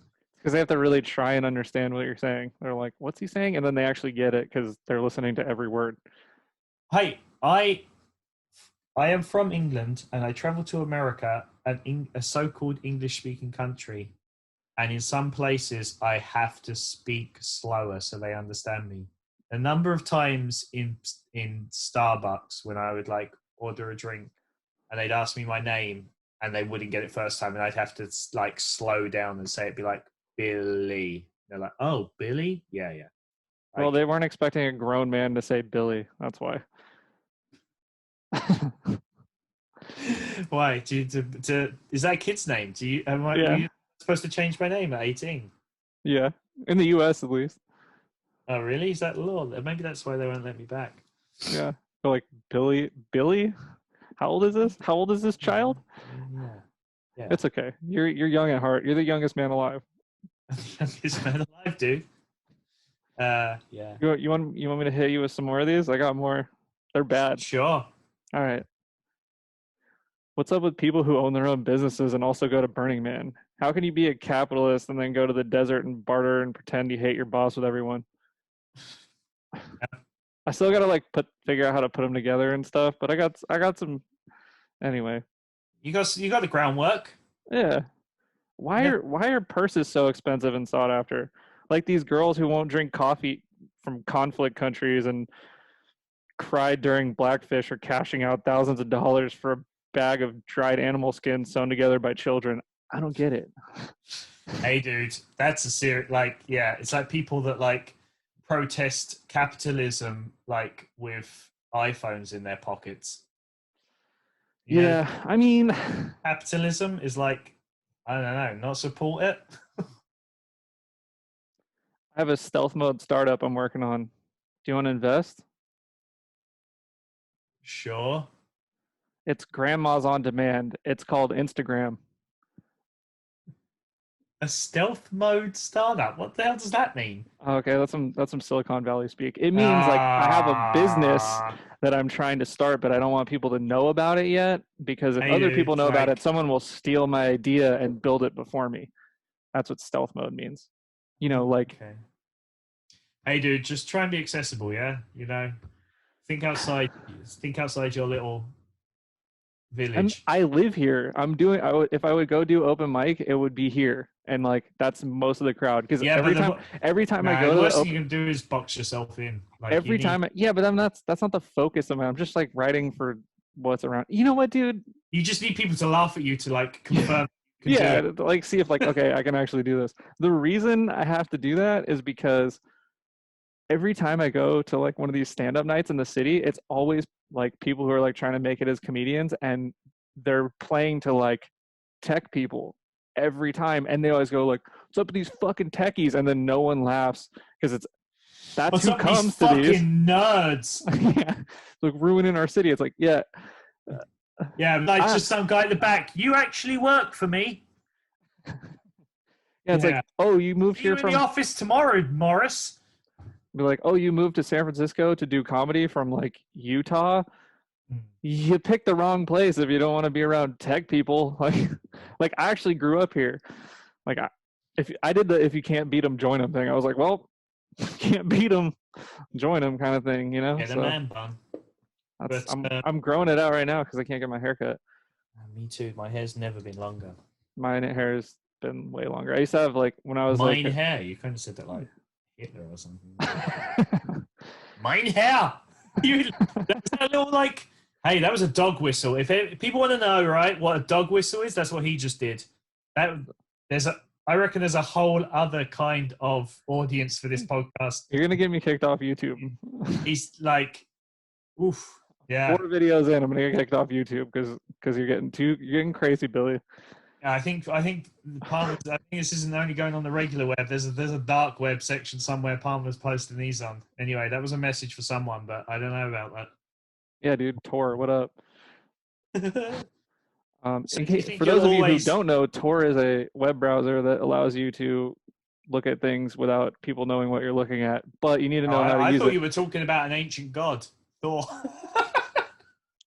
Nope, not the one with the hammer.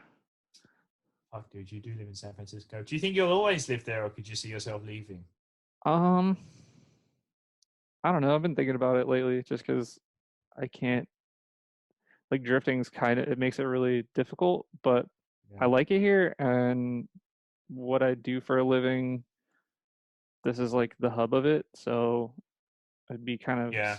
it'd be weird to move, but I've thought about it. I don't have any If you were, I don't have like no I don't have any family left in Northern California, so if you were to move, where do you think you would go? um the only places I could survive based on my industry is I'd either have to like work remote and do a lot of flying, or like LA or New York or maybe Atlanta. I think I could probably get away with. Atlanta was actually the last place I was in America I before. like Atlanta. I'd I live like it there. too. Yeah, I think it was pretty nice actually. Yeah. Kind of felt like it was kind of like a felt like a kind of a grimy, but in a good way, Austin, Texas. Hmm. All right. So do you think? Yeah, you think Maybe I could probably maybe do like Houston or Dallas or something. I don't know. the only place I've been in Texas is Austin, and I really like Austin. I think I could live in Austin. Yeah. I know it's kind of like anybody if you say to people who are like actually from Texas and say like Houston or Dallas, and you say like Austin, they're like, yeah, that's not really Texas. Yeah. Pretty much. It's kind of like San Francisco in Texas. Yeah. I mean, I'd be down to live somewhere where I can import cars and drive them on the street. Yeah, right. California, not so much. You gotta pay See, like a. I like, I do like city living. Like I like LA, and I really like London. Yeah. Well, you didn't come to the city the whole time you're living at Julian's house, so you know. Where? San Francisco? Yeah. Yes, I did. I came for your birthday party, man. Oh, you did once, huh? Yeah, and got pulled over by a cop for driving through a stop sign. Well, that's your own fault. Yeah. Hey, remember that time you came to Ireland? No, I don't either. I almost did. So, Hey, remember that time that you went to? Californian people, you cannot talk about me not coming to see you because I've done it for numerous years now. Or that time that you went to Driftworks the day after I did? I didn't actually go in the end, but Hmm. yeah. I can't remember why that kind of yeah, because you never told me you were going. No, yeah, I'm really bad at that. Yeah. Oh, I'm in the same country as Billy, but I won't tell him. I mean, I don't know. Hey, it happens. What what's the deal with Animal Star right now? I think you seem to be gaining a few members and stuff. I think is it kind of, do you feel like it's getting revived a bit, or back to I, days? I mean, if anything, we just added two, like, Brandon's been on the team for like a year plus now, Mm-hmm. and then we just picked up Ron, which is like kind of wild. I don't think people know that yet, but whatever. It's like Hey, how do you announce it? It's like weird. I think he announced it the only way he can right now. He tagged Drift Team Animal Style in the picture of his freshly repainted car, his freshly repainted red car. Ah, yes, fair That's point. how I learned about it. I mean, I did confirm it with him, but also I just saw the tag and came to my own conclusions. Yeah, we were just like talking about it one day. We're like, should we just put like should we put Aaron on? I was like, I think yeah, it's cool. I think it's such a good bunch of guys. Like, I mean, I yeah, think that's the important thing about. I think that's what people don't maybe, or maybe they do know about Animal Style. Like that, you guys have a particular way you like to drive and style and stuff like that. But ultimately, I've spent a lot of time with all of you, and you know, I think I really enjoy that when I do it. But I think above all else, it's about a good bunch of people, you know, Yeah, totally. That's what it's about. It's about, you know, friends. yeah, it's not just can you drive, it's like can you get along with us because, we we'll go places for like a week at a time, and if you're not down to just have a silly goose time, I, you We know, don't want you in there. yeah, I think the I think it's goal, cool, like how you guys have like taken something you were passionate about and you built this group of people around it who I would say treat each other basically like family, yeah, it's true. you know? Yeah. Actually a really cool thing. Yeah, I mean it's nice because it's not like your typical, well, what is a typical drift team? But like we're not, there isn't really like, it's like there isn't really any pressure to keep things serious, or if someone doesn't make an event, it's like not the end of the world. Or if you're like, oh, I Yeah. can't make it, they're like, I get it.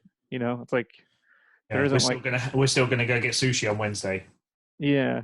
So like I do like that portion of it. I think because it's been going on so long, now there isn't really like any kind of expectation, which is cool. And it's the only downside of us adding all these good drivers is like it's like putting me like lower on the list of driving skill of the Hey team. man, you can flip that around though, and you can look at that positively and say like, well, but I can drive with.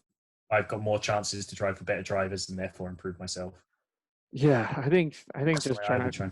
I think just driving with everybody has gotten me to a level that I didn't think I would be at, Yeah. which is cool. Like I feel like I've always been like a really strong like solo run lead driver.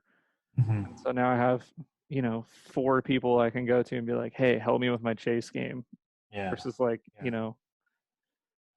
Which is uh awesome. You want yeah, if you want to be better, yeah. but like with like I've got to hang out with you guys, in all different circumstances, situations, numerous occasions now, and I really like it. And you know, I think it's got to like I think I do some different things in my life as well. I'm not. I'll be honest. Like I can be honest. I really enjoy drifting, and I haven't, I haven't had a car really for a long time. But like, if I do get to do it, and having done it before, I know I really enjoy doing it, and it's still something I want to do, and I want to get better at. But I know it's never going to be all of my life. I do. The other work I do and stuff, I really enjoy that, and I still want to develop that and get better at that. So I think because of that, it makes you think, you know, well, if I do want to do this, how do I really want to do it? Because I don't want to just mess around and, I haven't got as much time as I used to. I work a lot. You So, you get out of it what you put in. That's what I realized. Like there was a point uh where I was a bit more entitled just because I was on the team, right? Like I was like, oh, I'm on the team, but like people don't know who I am, or like I don't get tagged in shit, or like I don't get invited to do XYZ. And I had this like realization that I wasn't putting in the time, and I didn't have the dedication that other people on the team had, and that's why they were getting to do the things they were able to do, right? Like the more you drive, the more you like, keep your better. car up. And it's like that's exactly it. Like, there was a point when Jason was like, you know, he was he was, on the he was number 3 and it was, Yeah, he just or really committed to it. it was like, it was like everything was just Ryan and Julian and Ryan. That was everything, right? Mhm. And Jason just got better and better and better. Like he wasn't really the best chase driver. I mean, he was good. He was able to win comps and stuff, but like he Yeah. wasn't at the level he's at now. I think Jason will tell you that himself, that Yeah, he's and but he better. he drove more than Julian and Ryan did. Like he was doing Yeah. events on whenever he could drive and like keeping his Mhm. car simple, not changing it, like no downtime, just drive, drive, drive, drive, drive. Yeah. And that's how he got like on this, Yeah. like he's just been on this like crazy trajectory lately where it's like, I think Jason is just the perfect example of look after your car and drive as much as possible. yeah. And You he's know? busy too. Like he works at his Oh, parents' Jason is deli. one of the hardest working people I've ever met. Yeah. You know, that's what not some people don't realize. You know, I knew Jason when he literally had like 3 jobs Yeah. and like plus drifting. Yeah. It was He incredible. Like, he was like a and CYO basketball ref. He worked at his parents' deli. He worked at Fine Line during the week. yeah, And he was going to junior college yeah, all and he all was, at the same time. yeah, which like could he would have had every right to like show up and be like, oh, like complaining, I'm so tired. But then he's always in such a good mood as well, and always Yeah. such a nice guy, you Yeah, know. until he breaks something when he's working on the car, and then he has a little meltdown. But Some quiet time. yeah, he'll snap. I like actually really enjoyed him. Like, oh, okay, cool. Jason isn't like, A you know, robot. completely like he's like the most. Yeah, I was like, all right, cool. Everybody's got their thing. I have mine. But My I was kind of, my I feed was is kind a of, little shorter though. yeah, I can have a very short view sometimes, especially with cars. But you know, I was saying all that because, like, I think I've had to reevaluate. Like, I definitely do want to get drifting again. I've got, I want to get my car going again. But I know I want to do a lot of other things in life as well. So I've got to. It's kind of made me think about, well, if I do get back out drifting, how do I want to do it? And at one time that would have been, oh, I want to try and be a competition driver and win competitions and stuff like that. But honestly, now if somebody said like, right, how do you want to do drifting, it would be just to like just come and drive with you guys.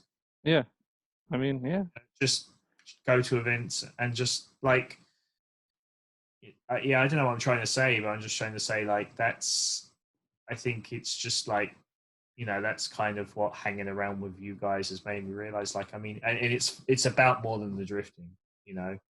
That's like, oh, I'll be drifting plus this. yeah. Yeah, I mean, yeah. Everybody. I think that's. I mean, it's a social sport, right? Like that's what's kind of nice about it versus like racing, where it's like everyone is your competitor, right? Like your friends, your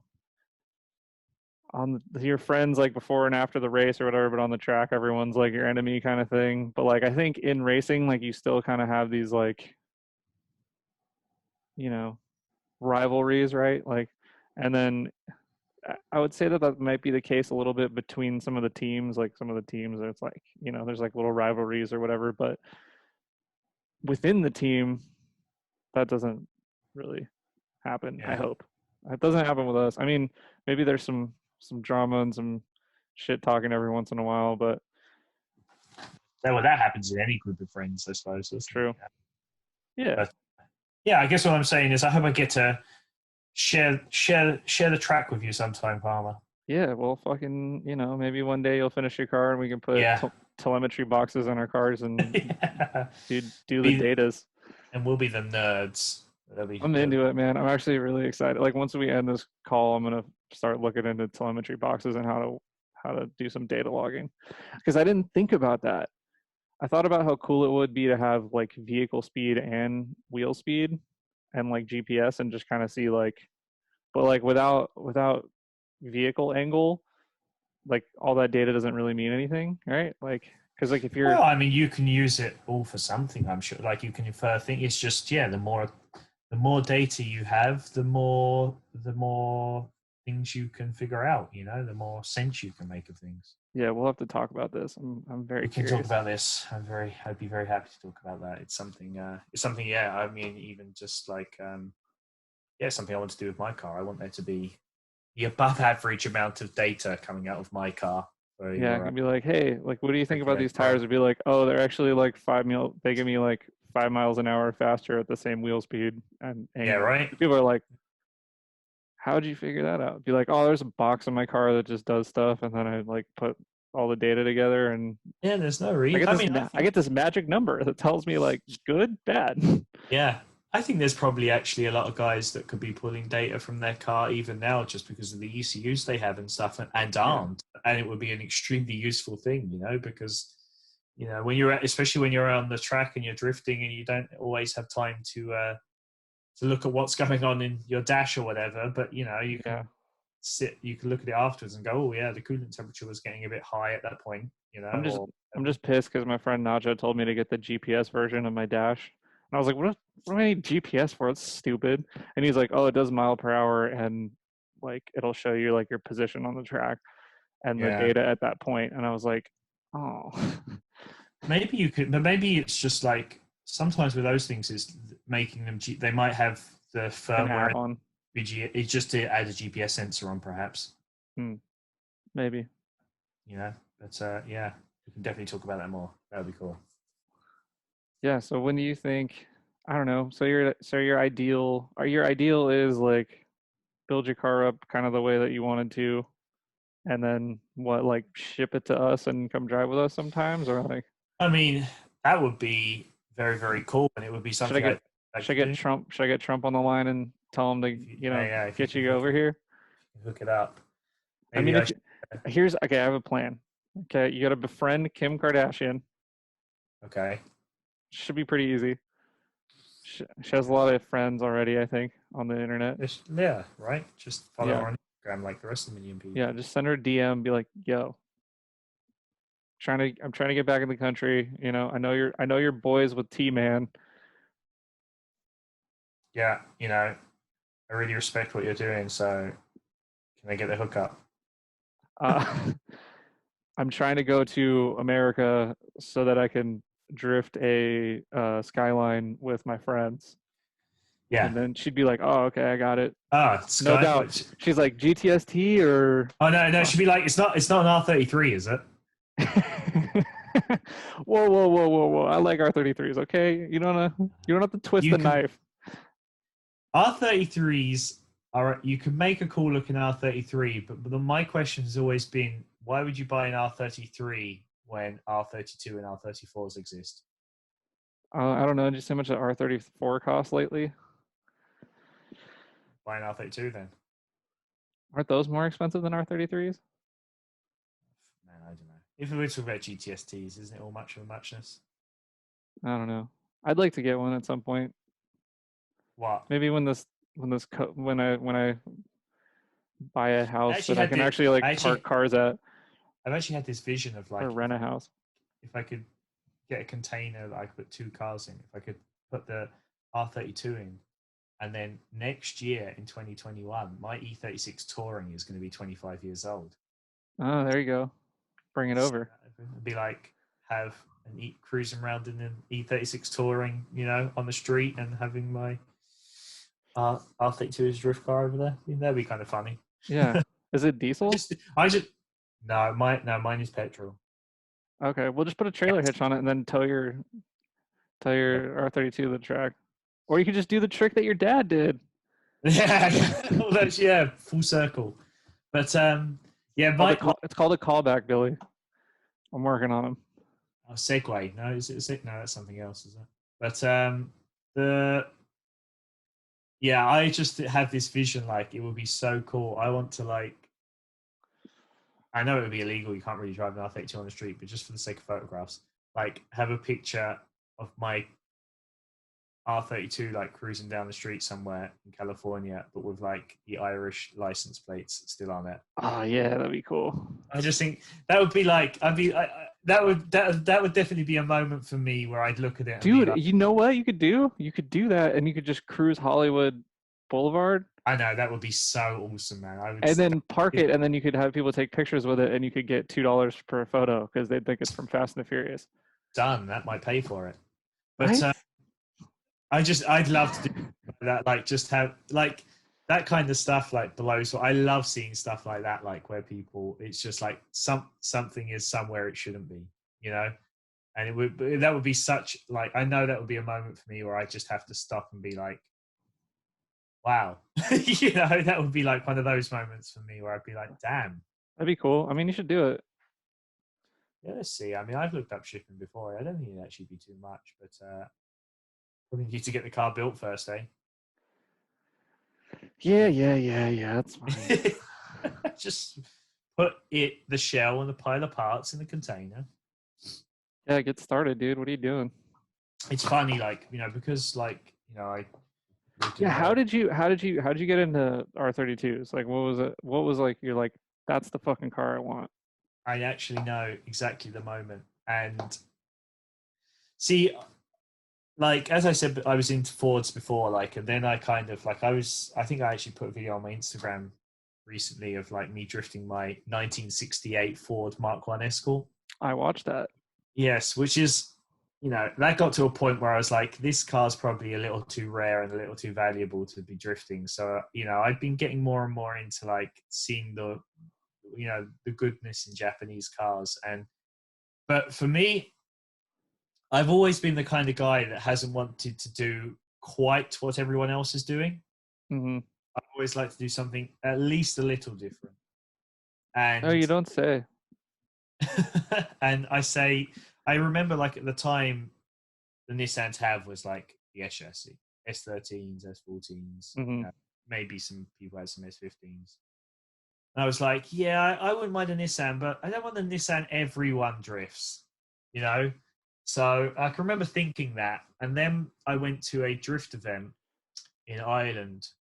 It was in Punchestown Raceway, which is actually a horse, not raceway, like Punchestown Racetrack, which is it's a horse racing track. But they had like made a track in like the center, like where this big, I guess where all the fans would usually be or something, like this big.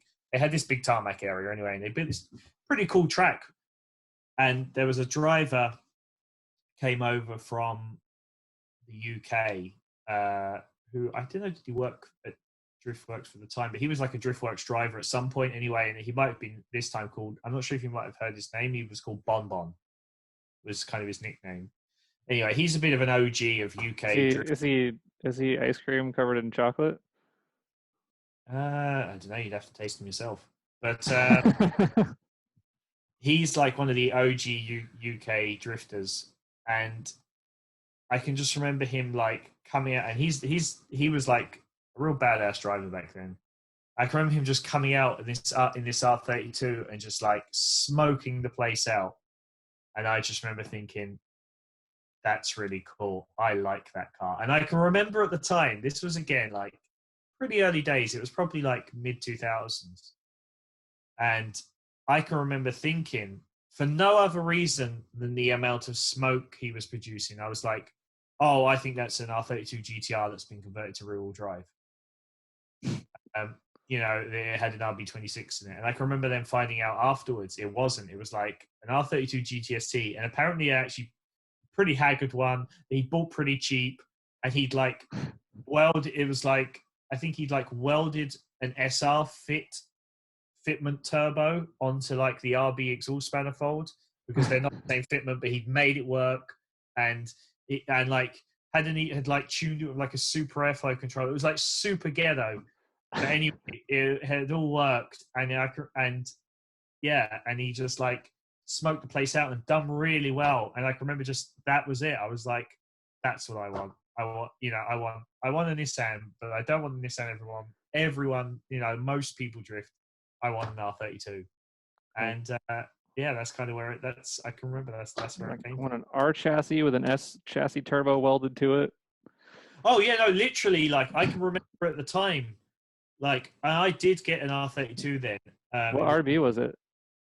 the first one I got was an RB20. That's what Bonbons was. Ah, okay, got it. And I can remember at the time, literally, like, I guess because there wasn't as much information, like, I was setting myself up to literally just copy exactly what he had done to the point, like, I'd bought, like, a flange adapter to, like, change so I was literally going to go and find an SR turbo, SR fitment turbo, and make it fit this RB just because that's what Bonbon had done and it looked awesome, you know? I never ended up doing that, but yeah. So that was with the and then How many R32s have you had? And not that many, actually. I was when did you actually buy the first one? not Also, so much. my first one must have been somewhere in the late 2000s, maybe like 2007, 2008, around then. And it was a drift car. It was a guy, it was like a friend of a friend had like built it as a drift car. It had like it was pretty good at the time. It wouldn't be much now, but like it had a kind of a welding cage. It had, I think, yeah, like maybe even just like a half cage, but like welded in, and it was all stripped out. And I did some drift days in it. And then I had that for a while. And then I decided that, like towing a car to the track and stuff was, I don't know, wherever I was in my life, it was a bit too much. It was a bit ridiculous to have a car that I was just for track use. So I decided I wanted a street car, or a car that I could drive on the street and also maybe do something if I wanted.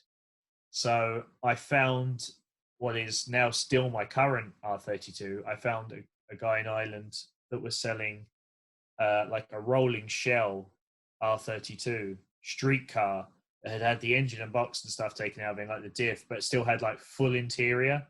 Was a really clean shell, and I bought that, and I like transferred all the running gear out of my drift car into that. I made it like a street car, and that was like, you might remember, like, I don't know if there was some pictures floating around of like my car. It was like grey, no over fenders or whatever. It was just a street car, RB20. Yeah, and I did some drifting in that and stuff, but and then at one point I decided, I wanted to go SR20 with it and stuff, and then I kind of did the big change on it where I put an SR20 and I over fended it and I painted it red and I put BN on it and like kind of rolled it out like that. And yeah, like, I mean, I think I was only thinking out, like, I'm not sure if people know, but I had that car up and running with an SR20, and then again, because of kind of life things, I parted it out, sold the shell, everything, and then probably, what year is it now? Bloody hell, nearly 2 years ago now, bought the shell back from the guy I sold it to. So now I have my original R32 back again, and I'm in the process, well, very early stages of the process. They're just buying bits and making a big pile of parts I need to fit, kind of step part of the process of building it back to a running kind of drift car again. And I think this time it will be, I don't really have much interest in street driving anymore. It would be cool if it was like street legal and I could take it for a blast if I wanted to every now and then, but I think it's going to be a dedicated track car again now. Nice. Well, fucking do it. Yeah, I know. I mean, it's painful at the moment. It's it's kind of hard to to go, and it's hard to even leave the house at the moment. They're not, the authorities are not a big fan of that. So yeah, but hopefully the lockdown's kind of loosening off a bit here soon. So hopefully I'll be able to go and get on with it, because I really want to. And yeah, I can't wait to have a running, ready to go drift car again. And yeah. I'll throw down some sick chucks. Yeah, man. Anyway, seat time, it's important. It's what it's all about, in everything, even like, I've told drivers that I work with in like normal motorsport, in like the Ferrari Challenge, like that, what they need to do is they need to drive the car more. It's, and professional drivers have told me that, like, yeah, that's like, there is no substitute for seat time. Yep. In anything, you can be, you can make all kinds of changes, but the best modification you can make to the car is spending more time in it. If what you want to do is really master driving it, it's just being in that seat as much as possible. Oh yeah. Yes, that is it. If only we could drift more often. Well, I mean, I know it's hard right now. I don't think like where you guys are, it's too bad. I think you have pretty regular events. It's getting, like in the UK in particular, I know it's getting a bit tough. Like they haven't got many tracks left that they can drift at and stuff. But yeah, that's a bummer. I think maybe people just need to turn it on their head a bit and maybe look at some other options. Like I think maybe maybe start looking at some go-kart tracks and stuff like that. And Yeah, I I'm mean, sure, I'm sure there's a lot of those. yeah, I'm sure people can make something happen, and I hope they will, because yeah, drifting is cool and it's good to see it happening. Yeah, I mean, we have to settle. Like we get to drive on actual Sonoma like once a year, but the rest of it's all like skid pad and then just like one corner set, which is cool. And then there's, I mean, Thunder Hill, like people only rent that out for drifting like every once in a while. It's like pretty uncommon now because they have this kind of like large skid pad where people just lay out courses. But Mm. we're They're pretty if regular though. I mean, I see you're wearing yeah, like a Good Luck League t-shirt. yeah. Shout out to Lucky. I'm gonna get him on here. Oh, you should, yeah. He like I mean he holds quite a few events. Plus, there's some Super D events there, and I think you haven't got a bad little calendar in California, to be honest. No, I'm jealous of Southern California. Because you can get like a membership to uh, Apple Valley Speedway or Willow Oh, Springs, and like you can just pay to test for the day. it's pretty cool. Yeah, It's kind of like Japan, yeah, you like in Japan where they can just kind of rock up to tracks and say yeah. If I was down there, I would drive probably more often. I'd just go drive balcony all the time or something. maybe that's where you need to make the move to. Ah, that's where my family is. It's my mom and my brother. Makes Maybe, sense. maybe Or if it, someday. maybe Like someday there's not like a when you're ton of allowed to leave the house again. yeah, and there's not like a ton of business for what I do down there. I mean, there is, but it's like not in the. It's kind of hard to explain, but um, But hey, you're going to be a successful stand-up comedian soon anyway. So LA is the place to be. I mean, you heard those jokes, dude. I should just quit now. I think it's fire, dude. I think yeah. I mean, you just got to take the risk. If you don't, you might never. Sometimes you just got to make the leap. And I think the time is now, Palmer. Yeah, So email your boss after this. Say I'm out. I'm moving to Los Angeles. Yeah, I'm gonna quit my job at literally the worst time to ever quit your job without another Right. job in the I, history of yeah. times. And and maybe one day you can be that waitress who's. Hey, you never know, dude. After the operation, Hey, you don't even have to have operations anymore. You can just say, "Today I feel like a waitress, yeah, today I identify as a waitress. and I have to believe your truth." You do. That's why you're here.